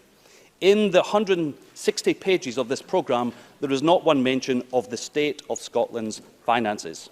So let me remind the Chamber about the state of Scotland's finances as set out recently, 2 weeks ago, by the Scottish Government's own figures. Scotland now has a record fiscal deficit of £12.6 billion, equivalent to 7% of Scotland's GDP. We now have the highest ever gap in the fiscal position between Scotland and the rest of the UK. And we have the highest ever union dividend for the people of Scotland, equal to every single person in Scotland receives £2,000 a year as a result of Scotland being part of the UK. And this, no, I'll make progress, this union dividend will increase even further as a result of the record increase in public spending announced by the Chancellor today, an extra £1.2 billion for Scottish schools, the NHS and other public services. Presiding Officer, yesterday the First Minister told the Chamber that the SNP is determined to deliver independence. What the First Minister didn't tell the Chamber was that independence would result in cuts to public spending in Scotland of £7.2 billion. £7.2 billion. That's the equivalent of half of the entire NHS budget in Scotland. If this was a programme for government for an independent Scotland, the First Minister would not be announcing a transformational capital investment programme, because that is based on UK government capital funding, a Scottish National Investment Bank, because that is being funded by UK Treasury financial transactions money, extra NHS and education spending, because that is being funded by extra Barnett consequentials as a result of extra UK government spending. Instead, the First Minister would be explaining to the people of Scotland why and how £7.2 billion is being cut from the budget in Scotland and what services would have to be slashed as a result of independence. Presiding Officer, in the months ahead, we will be outlining an alternative approach to 12 years of SNP failure. One that will restore Scotland's long-term economic growth to 2%, one that will restore standards in Scottish education, one that will fix the NHS and other public services, and one that will protect and enhance Scotland's place at the heart of the United Kingdom. Thank you. And I call John Swinney to wind up the debate this afternoon. President Officer, can I begin in closing the debate for the Government this afternoon by welcoming to the Chamber Beatrice Wishart as the Member for Shetland and Sarah Boyack here as the Member for Lothians Region, filling the vacancies left by Tavish Scott and Kes Dugdale, and wish them both well in their parliamentary experiences here. Sarah Boyack, of course, has formidable experience, which was evident in the enormously thoughtful speech that she delivered, which I shall come back to later on. It was rather difficult to work out from a couple of the contributions whether I had been in attendance at the same statement that the First Minister delivered yesterday. Because if I listened to the contribution of Murdo Fraser and Alec Cole-Hamilton, the contribution of the First Minister apparently was exclusively, unreservedly, entirely and completely dominated by independents. But if I listen to the contributions of Sarah Boyack, or Mark Ruskell, or Monica Lennon, or Liam MacArthur, there was a much deeper appreciation of the substance of what the First Minister said yesterday, which of course did set out the government's ambition for Scotland to be an independent country. It shouldn't really be a surprise to anybody that the government's ambition is that Scotland should be an independent country. And of course, with the powers of independence, we could tackle a whole range of issues that are currently out with the responsibility of this Parliament. And I don't see why the government should in any way be prevented from aspiring to deliver independence, because we believe that will deliver the best outcome for the people of Scotland. And when I look at the fiasco of Westminster, I think I'm absolutely confident the people of Scotland are coming to the same judgment on that important question. Of course. Hamilton. I'm very grateful to the Deputy First Minister for giving way. If he's so confident that independence will bring about a more prosperous future for this country, can he describe to the Parliament how he proposes to reduce the 7% national deficit? John Swilly. Well, we would make our choices in Scotland about the resources available to us. We would make the policy choices to grow and expand our economy. We would make the policy choices to invest in our infrastructure, and we would be able to reap the rewards of that in the process. That's not available to us under the United Kingdom system at the present moment. And I think my colleague Claire Adamson did us all a great service by outlining the contrast of experiences between what was going on in the Scottish Parliament yesterday and today, as we take forward, and I'm glad that Mr Gray cited all of this, the calm, considered and consensual approach in taking, not words I would ever associate, there's no danger I would associate those three words with Mr Gray at any moment whatsoever. But as we take forward our calm, considered and consensual programme for government, in contrast to the dire emergency situation that is prevailing in the House of Commons just now, under the leadership of, well, supposedly under the leadership of a Conservative government, but it looks like it's under the leadership of a Brexit Party government behaving like Nigel Farage in the way it's conducting itself. So the contrast between the two governments couldn't be greater, which brings me to the substance of the programme for government. And my colleague Rosanna Cunningham opened the debate this afternoon by setting out the very clear and emphatic programme of leadership that she is deploying to the agenda on tackling climate change, and I'm glad that many of the measures that have been set out in the programme for government have been welcomed across the parliamentary chamber. And of course they'll be the subject of debate and consideration with colleagues in the course of this parliamentary year. But I thought Angela Constance made a substantive point when she made the argument that climate change and the action on climate change could not be something that was taken forward in one compartment of government, but had to be taken forward right across the policy spectrum, and I assure Parliament of the determination of the government to do exactly that. But Angela Constance also went on to make an important link in that spirit of the comment that she was making there, between the relationships between welfare reform inflicted upon us by the United Kingdom government, where universal credit is making the ability of our citizens to properly and effectively feed themselves, where their reliance on food banks is increasing, to make that connection to the policy agenda of this government, but it also makes the connection to the policy of the agenda of this government to make sure that we have a fair, civilised, respectful approach which underpins the approach of the Social Security Secretary in establishing Social Security Scotland, and to make sure that how we take forward our social security responsibilities is done in a fashion that meets the needs of our people in a civilised and supportive way. The second major theme of the programme for government is on education. And I want to cover a few of the points in relation to the arguments debated here. There has been a questioning of whether we are making progress in closing the poverty-related attainment gap. And let me demonstrate to Parliament why that is the case. At SCQF levels 3, 4, 5 and 6, the gap in attainment between the most deprived and the least deprived individuals, pupils in our country is narrowing, is reduced. At level 3 from 5.3% to 3.2%, at level 4 from 11.3 to 6.1, at level 5 from 33.3 to 20.3, and at level 6 from 45.6 to 37.4.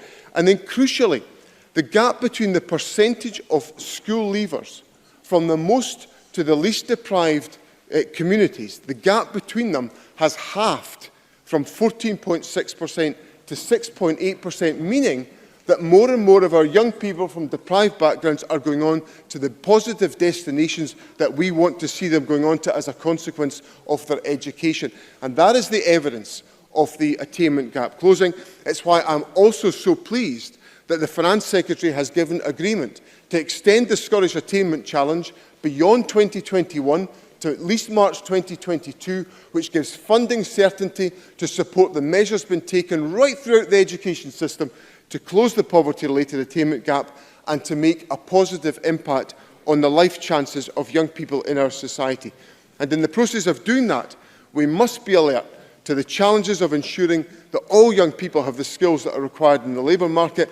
And Mr Neil's points in the debate about the focus necessary on skills in IT and in construction are crucial elements of what the government must take forward in its future priorities. The third major area I want to concentrate on is the commitments given by the government in the programme for government towards care-experienced young people, some of the most vulnerable young people in our society who face the greatest of challenges. We promised those care-experienced young people that we would not wait until the Care Review produced its report, but that we would take whatever action we could take at the earliest available opportunity to address their issues. So I'm delighted that we've been able to remove the age limit on the care experienced bursary, making it clear to individuals who are care experienced that there is a place for them in our further and higher education systems when they get to the point at which they can contribute in that way. And that secondly, we've been able to remove the costs for dental care to make sure something that care experienced young people raised with us and said mattered to them is something that we can put in place as a consequence of the government's programme. And the last area is the link between housing and inequality that was raised by Sarah Boyack in what I thought was an excellent contribution to the debate. The government is undertaking a sustained investment in social housing in Scotland. We are on track to deliver 50,000 affordable homes, including 35,000 for social rent by 2021, backed by record investment of more than £3.3 billion.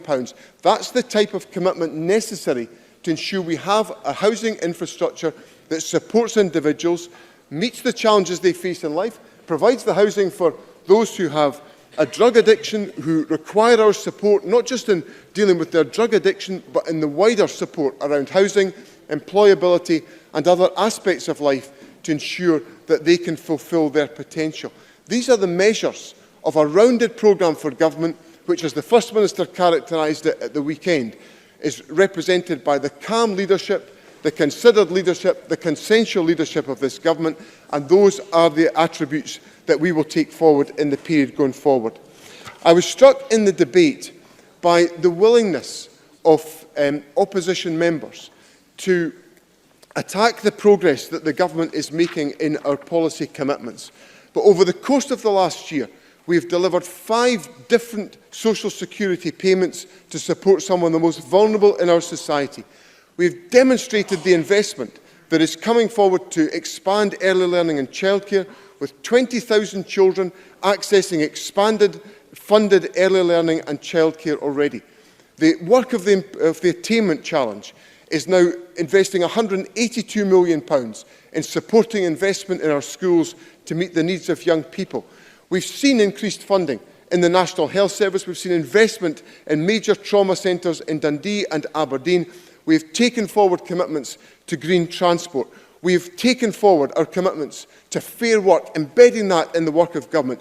That is what the government has achieved in the last 12 months. The programme for government builds on it, and we will continue to deliver for the people that sent us here to create a fairer and a more prosperous Scotland.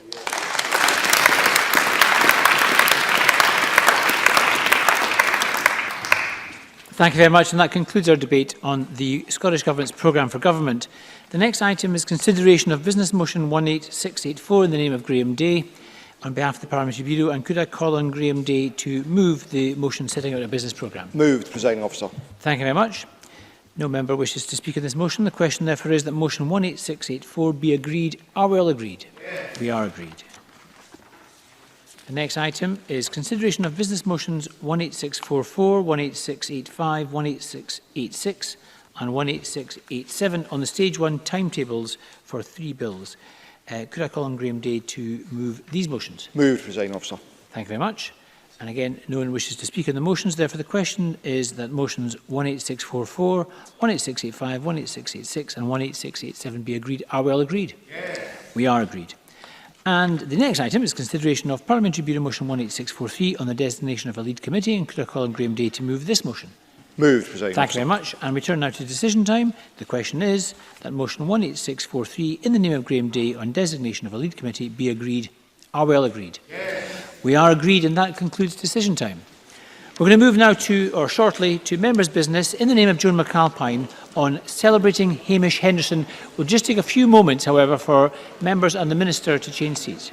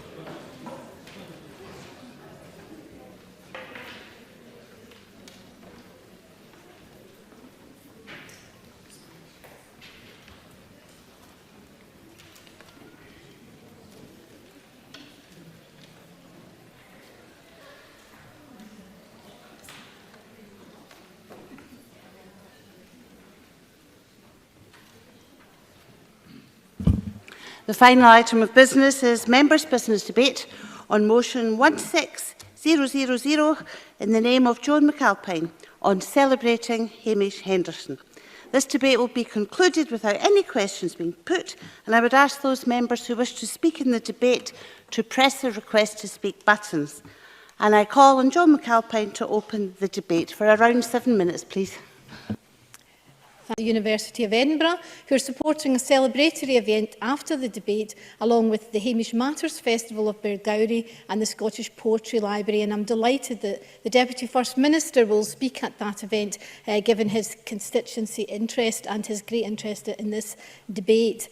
The great American folk musician Pete Seeger once said that Hamish loved Scotland as much as he loved life itself. And he was right. Now Scotland is reciprocating that love with a flurry of events for this centenary. For many years, Hamish Henderson dominated Scotland's intellectual landscape. He linked the 1920s literary renaissance, spearheaded by that unapologetic elitist Hugh MacDiarmid, with the unapologetically egalitarian folk revival of the 1950s, of which Hamish was the driving force.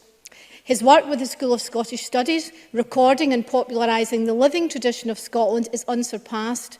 The singers and songs Hamish discovered inspired a generation of artists, including the young Bob Dylan.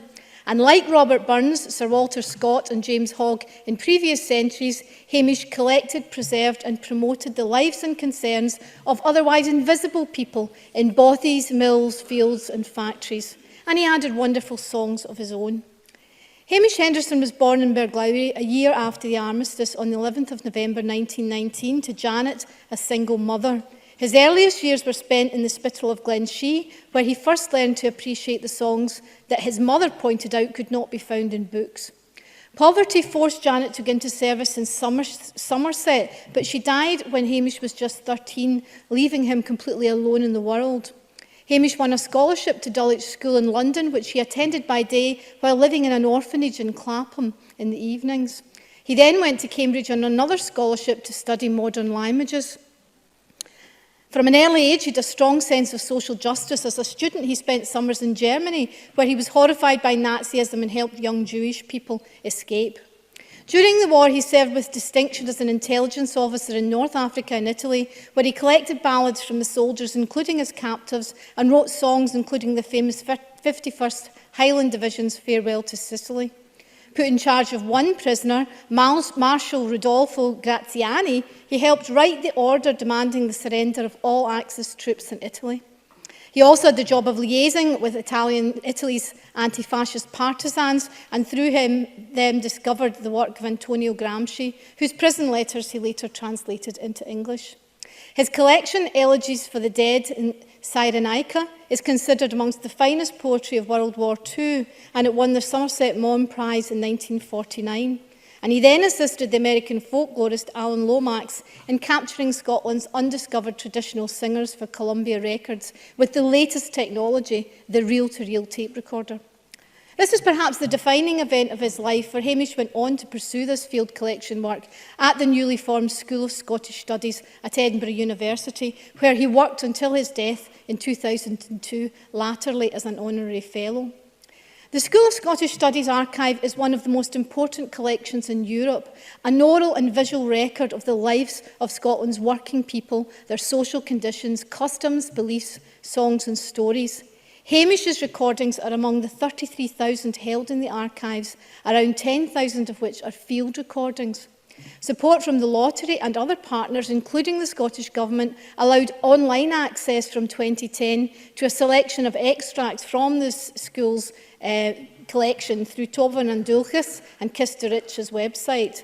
The university is exploring future approaches to providing online access for the collections, and we support them in this important work. Hamish recorded and popularised tradition bearers such as Jeannie Robertson in the North East, the berry-picking Stewarts of Blairgowrie, Aberdeenshire bothy singer Willie Matheson, and Jimmy Macbeth of Portsoy, a farm servant and wandering bard. There are many more. Some of the best singers were from the marginalised travelling community. Hamish lived among them as a true friend. And many of these singers performed at the People's Ceilidh he launched at the Edinburgh Festival in 1951 that marked the beginnings of the folk revival in Scotland. The singer-songwriter Adam McNaughton, writing in Chapman magazine in 1985, had this to say about Hamish's contribution.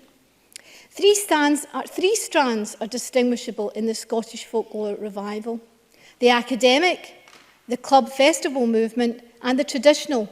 And perhaps the only person who has striven to intertwine the three has been Dr. Henderson. Hamish believed it was important to add to the vibrant, carrying stream of folk tradition with new work. This he did with great verve. His contributions include Farewell to Sicily, the John Maclean March, Rivonia, which called for the release of Nelson Mandela long before the world woke up to the true injustice of his imprisonment. And when Mandela came to Glasgow after his release, it was Hamish whom he embraced on stage. Freedom Come All You was written in 1960 for the protests against Polaris and the Clyde. It's sometimes suggested as a national anthem for Scotland, although I understand Hamish did not approve of that idea. It's an international anthem of peace.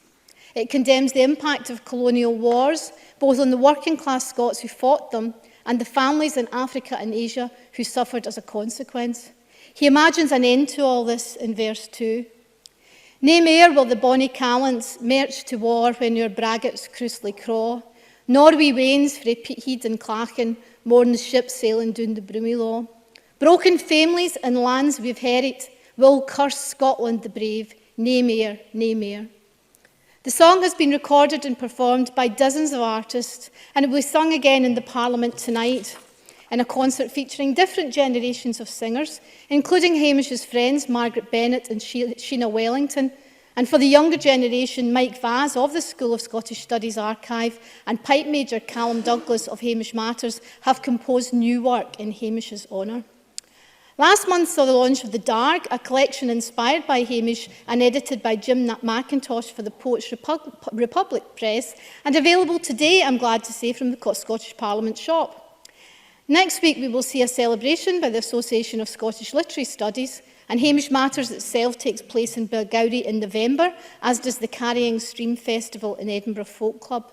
A memorial plaque will be unveiled at the School of Scottish Studies on his birthday, and there will be a symposium at the university in December, followed by a concert in the Queen's Hall. His collected poems will be published by Berlin before the year ends. There is, however, something fitting about this particular tribute in our national parliament. The folk revival in which Hamish was so pivotal changed Scotland. It began a steady, subtle growth of national self-confidence, which led eventually to the opening of this Parliament. And it's appropriate that we honour him here, in this way, on this day. Thank you very much.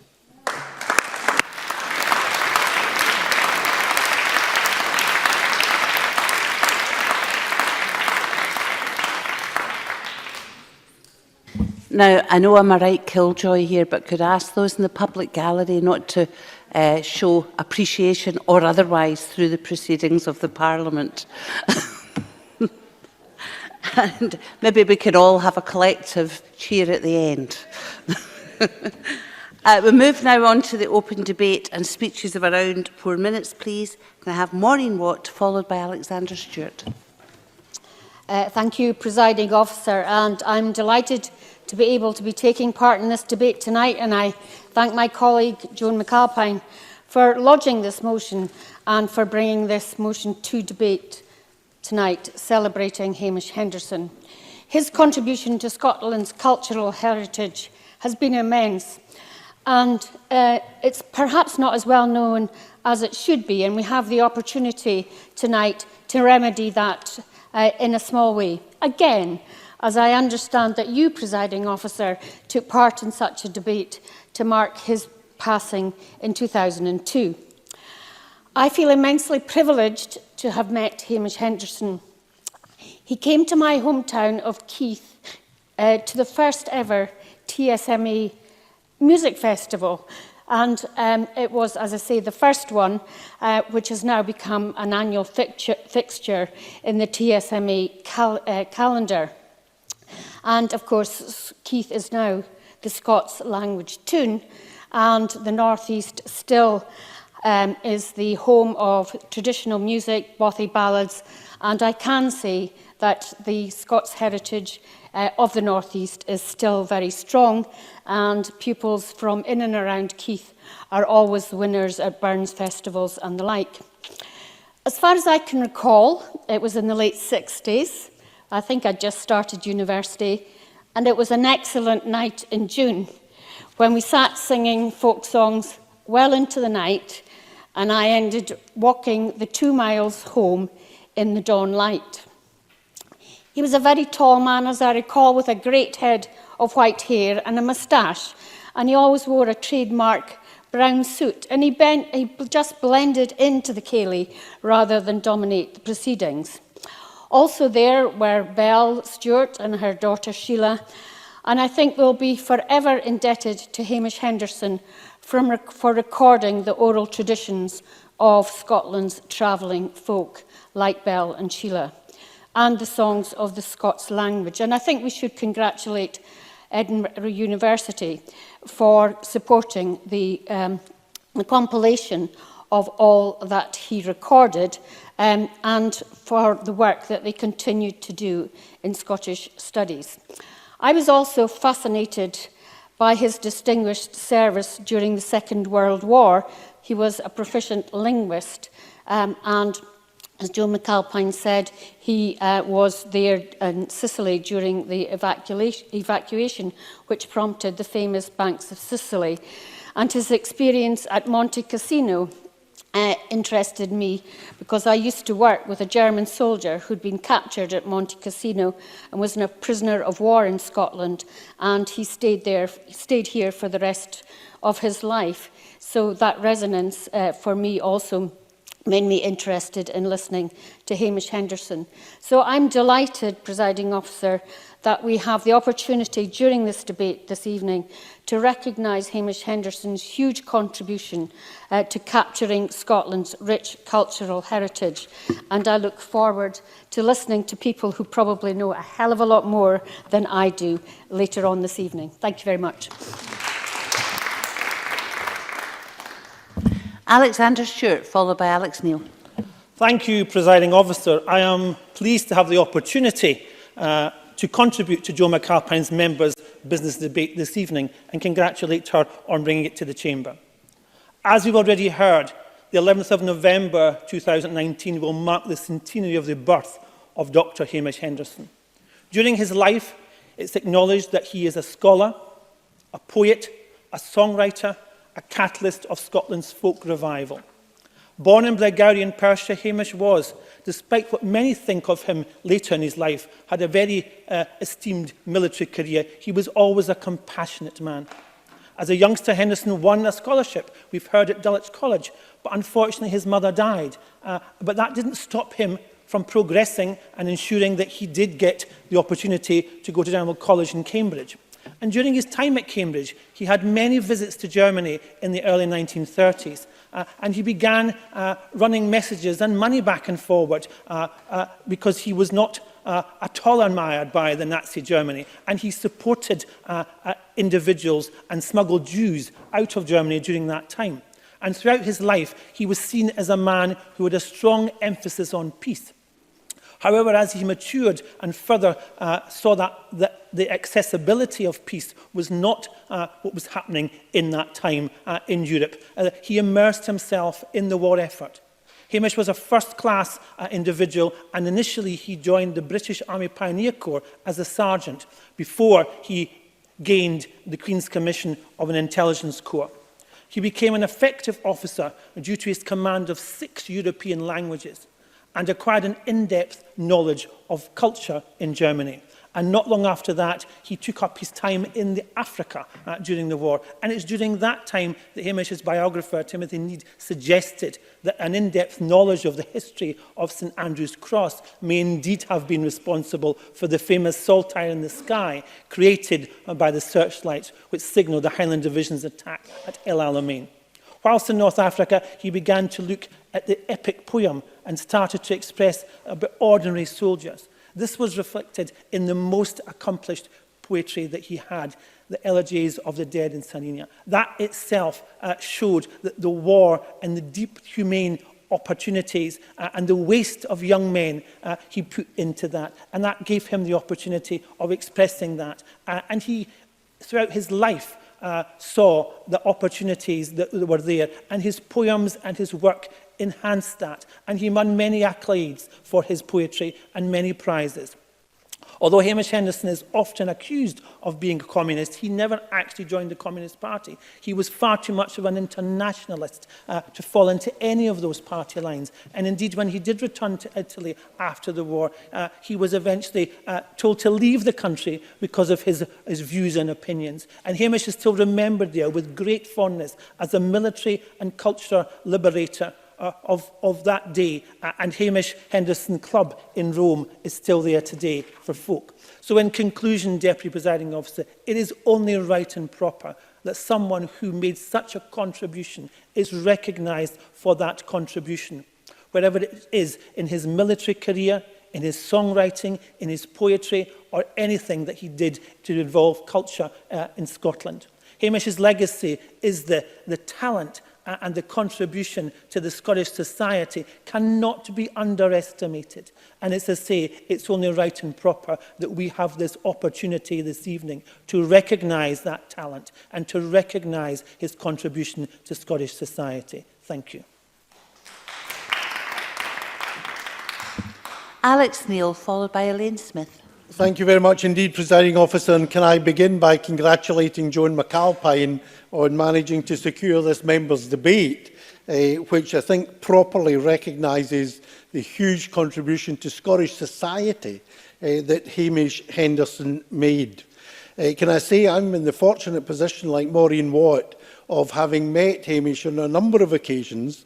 The first time I actually met him was in 1976 in one of his favourite pubs in Edinburgh, which fortunately was one of my favourite pubs in Edinburgh as well, because he had joined the so-called breakaway Scottish Labour Party, which I think in his eyes combined the best of what he believed in politically, which was a socialist type society, but also promoting Scotland and all things Scottish as part of his internationalism.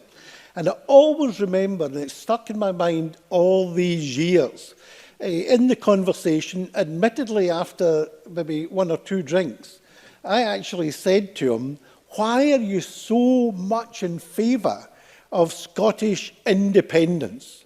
He says, "Well, actually, I've got two objectives, and then I want a cultural revival in Scotland, and I think culturally we're already becoming independent, and it's only natural that we eventually become politically independent." So I said, "What are your two objectives? What would you like to happen in an independent Scotland that's not happening today?" And he said, "Well, the first thing is, I want to abolish the Sunday Post and the People's Friend." So, and let me say, I'm quoting Hamish in case anybody, the editors, are listening to this. And I said, "Well, why do you want to abolish the Sunday Post and the People's Friend?" And he said, "Because the Kailyard mentality that they promote in Scotland is not my kind of Scotland, and it's not the kind of Scotland or society I want to live in or have our children grow up in." So I was totally convinced. I told Jim Sillars we want you right into the manifesto for the SLP, the abolition of the Sunday Post and the People's Friend. So I then said, "Hamish, what is your second objective?" And he said, "To get rid of Glasgow Celtic and Glasgow Rangers." And that, in a way, was an even more serious point, because while he was, in a sense, semi-joking about getting rid of Celtic and Rangers, what he wanted to do was rid Scotland of the sectarianism, which particularly at that time was far, far too prevalent, still too prevalent today. But he did not believe in sectarianism. He took people as they were. He didn't judge individuals. Unless, of course, there were people who did things and believed in things that he thought was alien to the culture of Scotland. And I always remember, before joining the SLP, I was very friendly with the late Norman and Janie Buchan, both of whom, in their own ways, had also made a tremendous contribution to the revival of folk music and to the culture, particularly in the northeast of Scotland, but not exclusively the northeast of Scotland. And of course, Hamish, given his background, but even as a man in his teens and his 20s, he lived a very nomadic life. He didn't, and I don't think until he got married, he probably had a house of his own. I'm not sure about that. But he lived in other people's houses and travelled round the country. And the Buchans might go in of an evening. I think he had a key to the house in Peel Street in Glasgow, and in line there was Hamish, stretched out, fast asleep, enjoying himself, and they never knew how long he would stay. But they had the utmost love and respect for Hamish because he was such a giant. When the history of the 20th century Scotland comes to be written, in terms of cultural Scotland, there will probably be two giants, and that's Hugh McDermott and Hamish Henderson. And of course, they themselves had quite a sometimes difficult relationship, but at the end of the day had the highest respect, I think, and love for each other. So I think Hamish Henderson deserves to be celebrated, not just in this debate, not just in the event that's taking place after this. I think Hamish Henderson is a giant of Scotland, but he's also an international giant as well. He fought against fascism. He fought for the underdog. Anyone else who had his background and his upbringing, the strength of his personality in the kind of early life he had, which is one of the most difficult, challenging early lives probably anybody had. And the way he grew into the massive hero and champion he was when he died for a long time before that, I think shows that he was a remarkable individual and a lovely human being.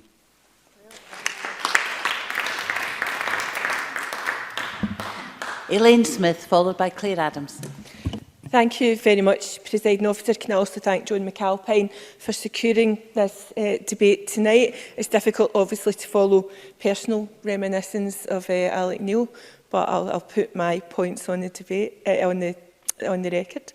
I think it is important that Scotland's Parliament remembers a towering figure in 20th century Scottish life. And although Hamish Henderson wasn't with those of us that were at the opening of the Scottish Parliament, he was reportedly delighted that his friend Sheena Wellington stole the show with a rendition of A Man's a Man for All That, a song which encapsulated both the cultural traditions that he did so much to revive and the egalitarian political views with which he identified. And his own stirring words are to be found in the official report of this Parliament, because in March 27th, 2002, in a debate on her motion, marking his passing, my good friend and colleague, the former Labour MSP Cathy Peaty, sang a verse from Freedom Come All Ye.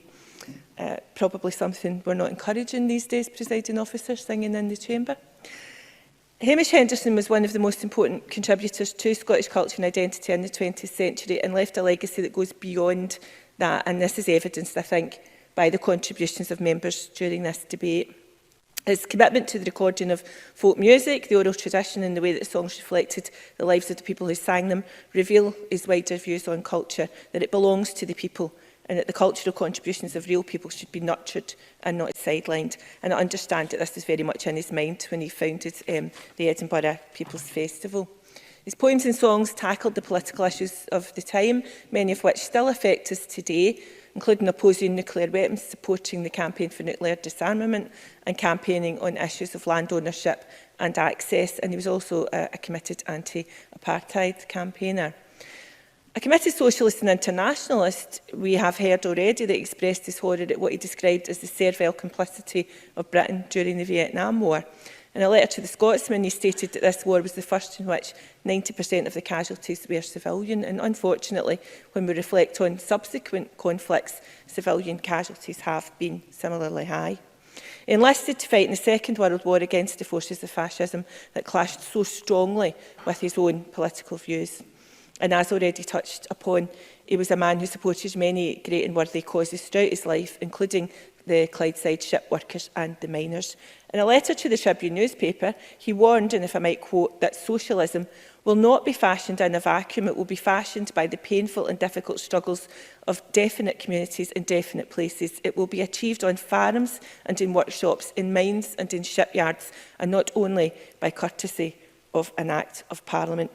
And of course, also as noted in Joan's motion, Hamish translated the prison diaries of Antonio Gramsci.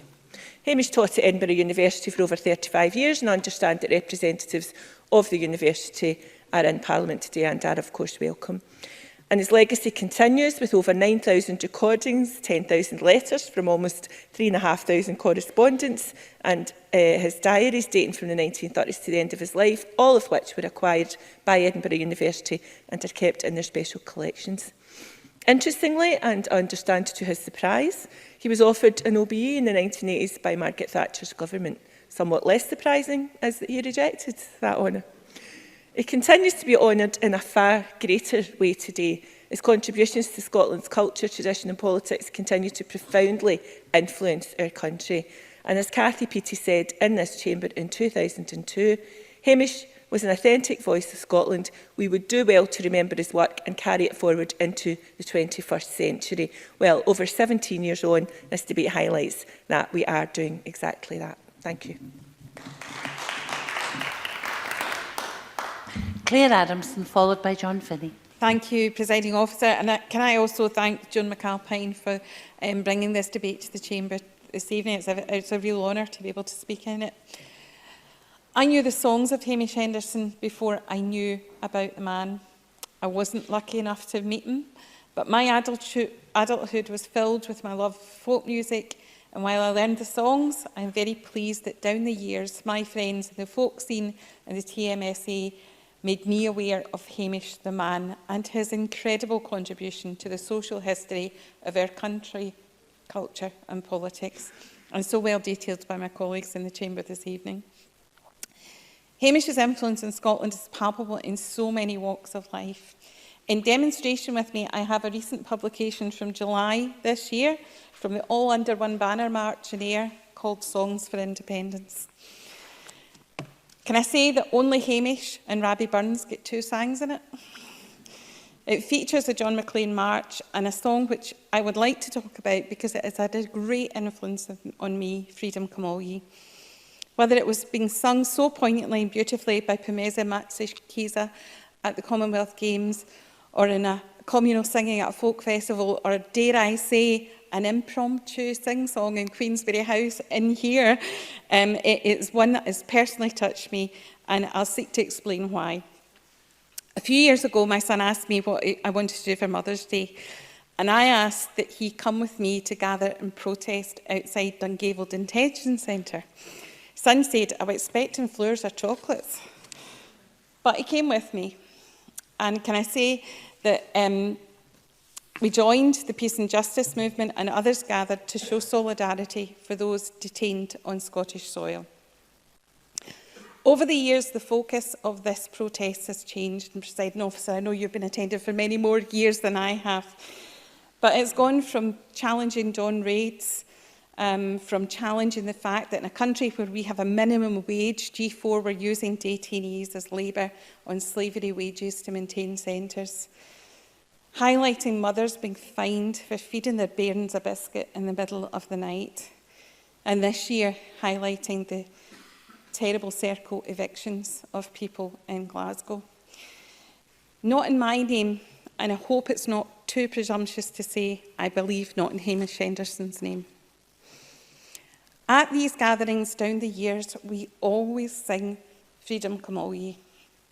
It's now, my son's now a music graduate, and it's part of his repertoire because he was so moved by hearing it in that location on that day. And never more have those lyrics been more powerful than outside that blight on Scotland that is Dungaville.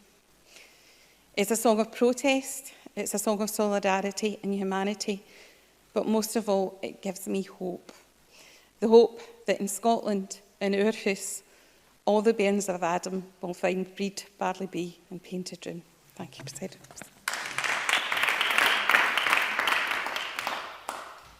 The last of the open debate contributions is from John Finney.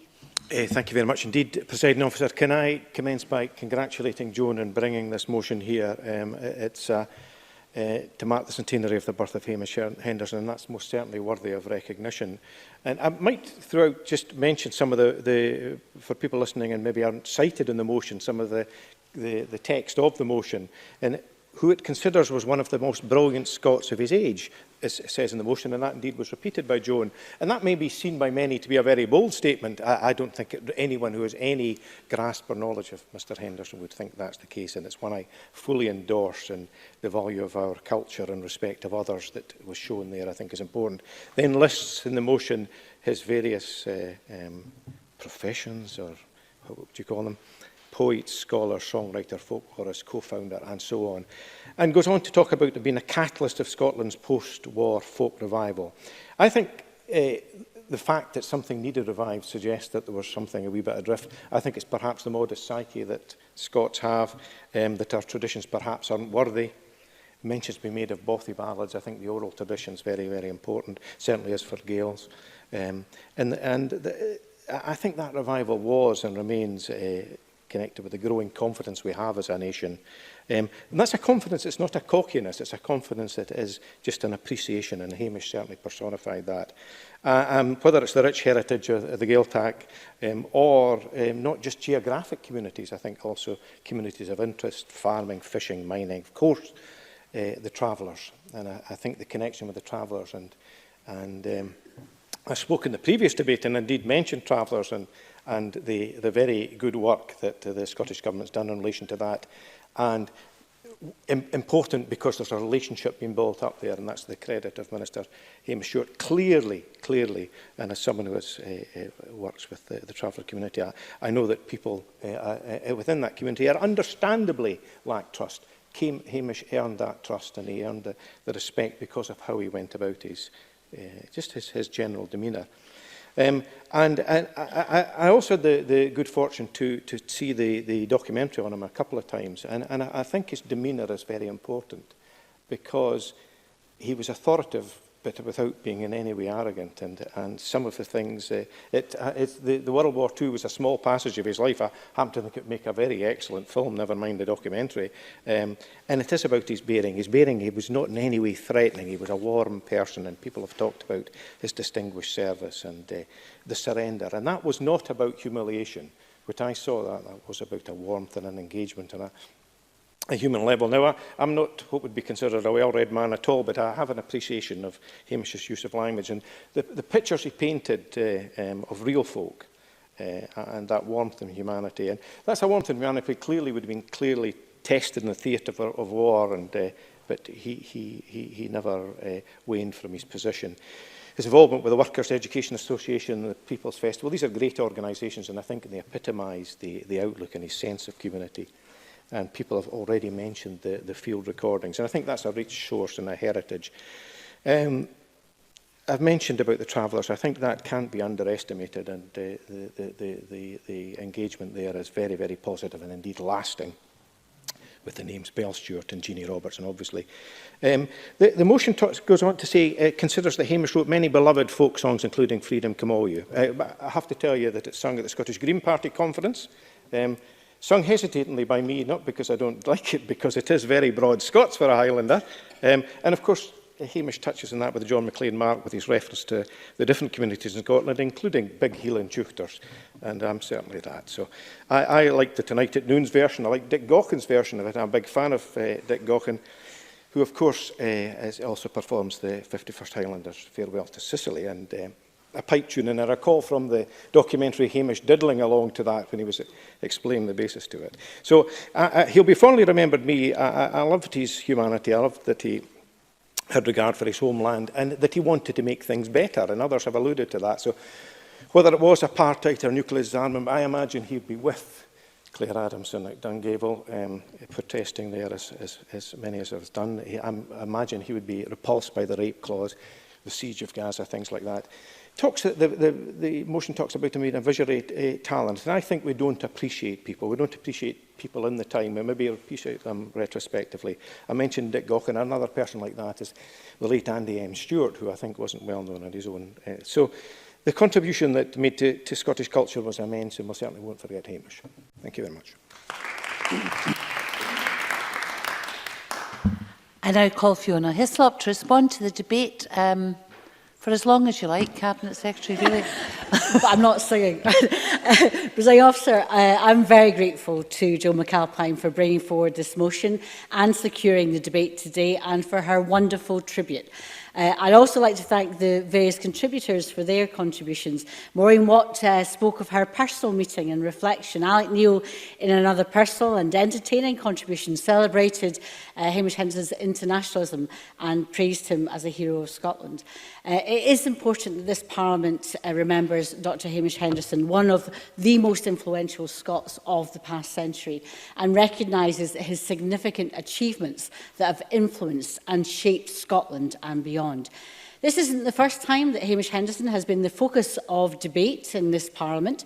We recorded our appreciation of his lifetime devotion to international solidarity, peace and socialism, and his many contributions to Scottish culture and politics shortly after his death in March 2002. Back in 2011, we debated the 60th anniversary of the Edinburgh People's Festival, Cayley, set up by Hamish and its legacy. Hamish Henderson has also an enduring legacy with the Parliament. He played a key role in helping us to attain it and in reviving the confidence of Scotland. But he's also played a key role both in spirit and also indeed in stone. And I'm sure that many of you have reflected on his words in his powerful song, Freedom Come All You, as you've walked past the Canongate Wall of the Parliament. And they are still so relevant today, those words, as Claire Adamson set out so poignantly. I learned the words of Freedom Crawley as a teenager when I lived in Glasgow in Peel Street, but I never met Hamish Henderson or indeed the Buckens. I wish I had. It is appropriate that we remember and celebrate Hamish Henderson on the centenary of his birth. Centenaries are important times for us to consider and reflect on people and events that have had a profound impact on shaping our lives, our history and our country, and to consider their legacy. There are a number of events arranged around Hamish Henderson's centenary, including another parliamentary event this evening, and I believe that they will help to raise the profile of this exceptional man. Hamish Henderson changed Scotland forever in the way we think of ourselves, our culture and our nation. He made an impact in every avenue where he turned his attention to in his polymath career, whether as a folklorist and a folk revivalist, a poet, a songwriter, political activist, translator and public intellectual. He was a visionary, a revivalist, a political activist and a folk hero. Alexander Stewart reflected importantly on his experience of the war and how that influenced his work.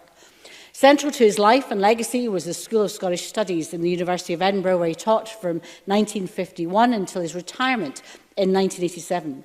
And I want to quote the words of one of Hamish's colleagues, Colin MacLean, brother of the poet Sorley MacLean, which tell us much about the importance of the oral tradition, the songs, the stories and traditional tales in Scots and Gaelic that Hamish and his colleagues were collecting. I quote, "There are two histories of every land and people.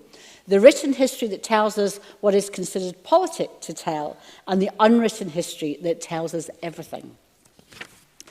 Hamish found outstanding tradition bearers in his native Perthshire and beyond that had a wealth of traditional lore that was not held or remembered by the settled population. And he always spoke passionately of his work with the travelling community, including the Stewarts of Blairgowrie, which so readily accepted him into their community, as John Finney set out. He always said that the biggest achievement in his life was discovering Jeannie Robertson, one of the most acclaimed folk singers in the world. And he was able to give these tradition bearers a voice. He was able to give their community and others recognition and to be accepted by society. Elaine Smyth. I thank the Cabinet Secretary for taking an intervention. It was actually slightly remiss of me in my own speech not to mention the fact that the presiding officer was the first open debate speaker in Cathy Peaty's debate, and she made a call that she did actually mention that we shouldn't forget the tradition of the Gypsy travelling community. So I merely intervened to put that on the record, Cabinet Secretary. And as the presiding officer would say, that is now on the record. And I thank Elizabeth for reflecting our own presiding officer's contribution and love of Hamish Henderson and her experience as well. And that was a point I was coming to, that Elaine Smyth, I think, reflected on that really important part of Hamish Henderson's work and also on his politics, because, as she said, the Hamish's collecting work not only ensured that all this traditional lore would be safeguarded for future generations in the school's archives, but that it would be brought to a much wider audience. He was considered to be the father of the folk song revival, and he did so much to ensure that the carrying stream of tradition continues. So I'm grateful for all the work that Hamish Henderson undertook. He contributed significantly to the truly vibrant folk culture, especially around music and song that we now have today. Traditional musicians and singers play an important part in our music scene. We have figures that are nationally and internationally known and renowned. And we're able to provide first-class training for them at the Royal Conservatoire of Scotland.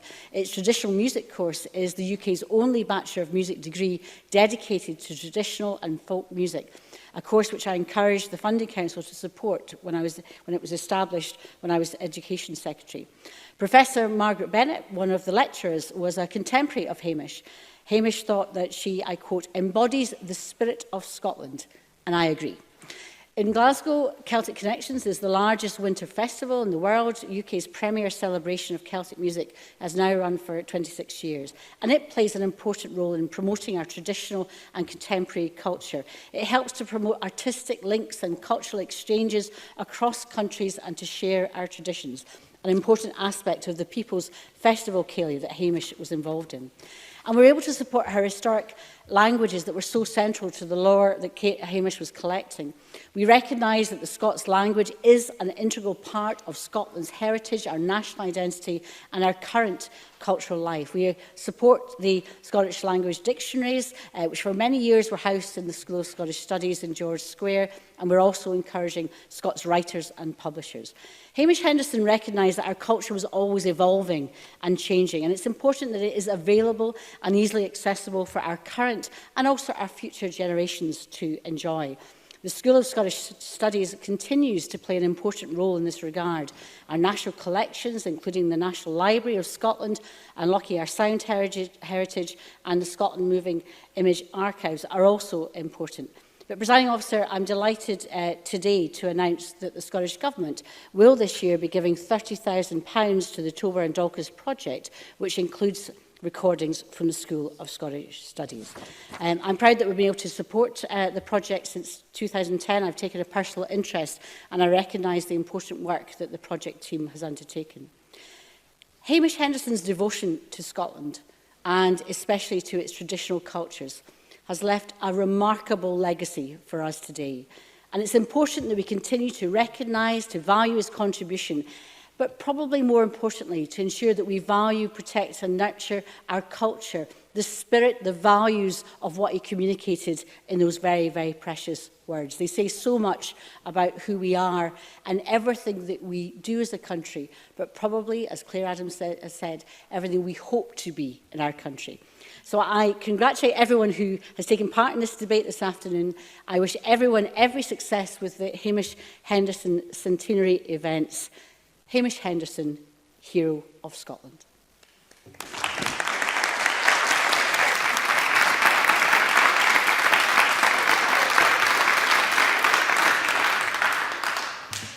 Okay then. That concludes the debate and this meeting is closed.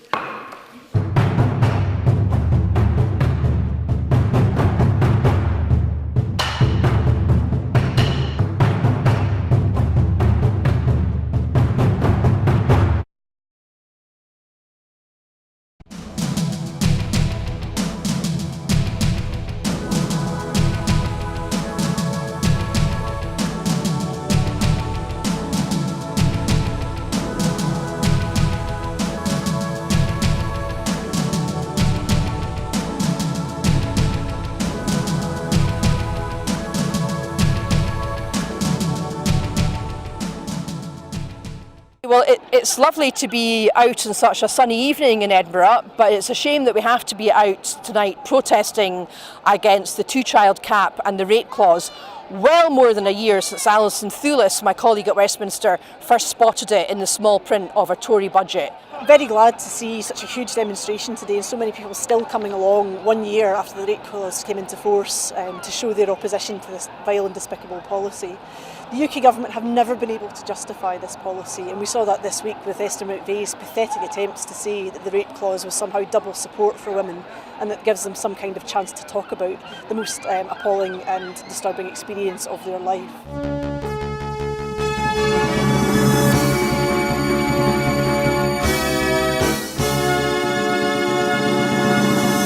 As you can see behind me, we're at the very beginning of the All Under One Banner rally. You can obviously hear the pipers behind me as events are about to kick off.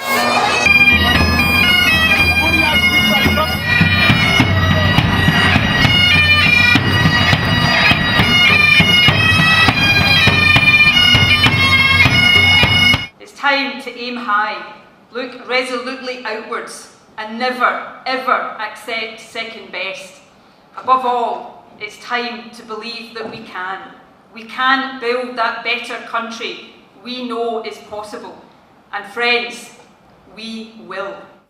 If you enjoy watching our programmes, please help us to be Scotland's independent broadcaster by signing up to become a Broadcasting Scotland supporter.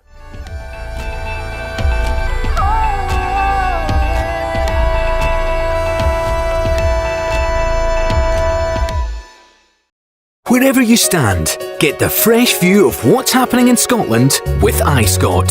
Celebrate everything about our country with intelligent, in-depth insight from lifestyle, culture to puzzles, and all the opinions you'll need. Whether it's digital or by post, subscribe now to iScot.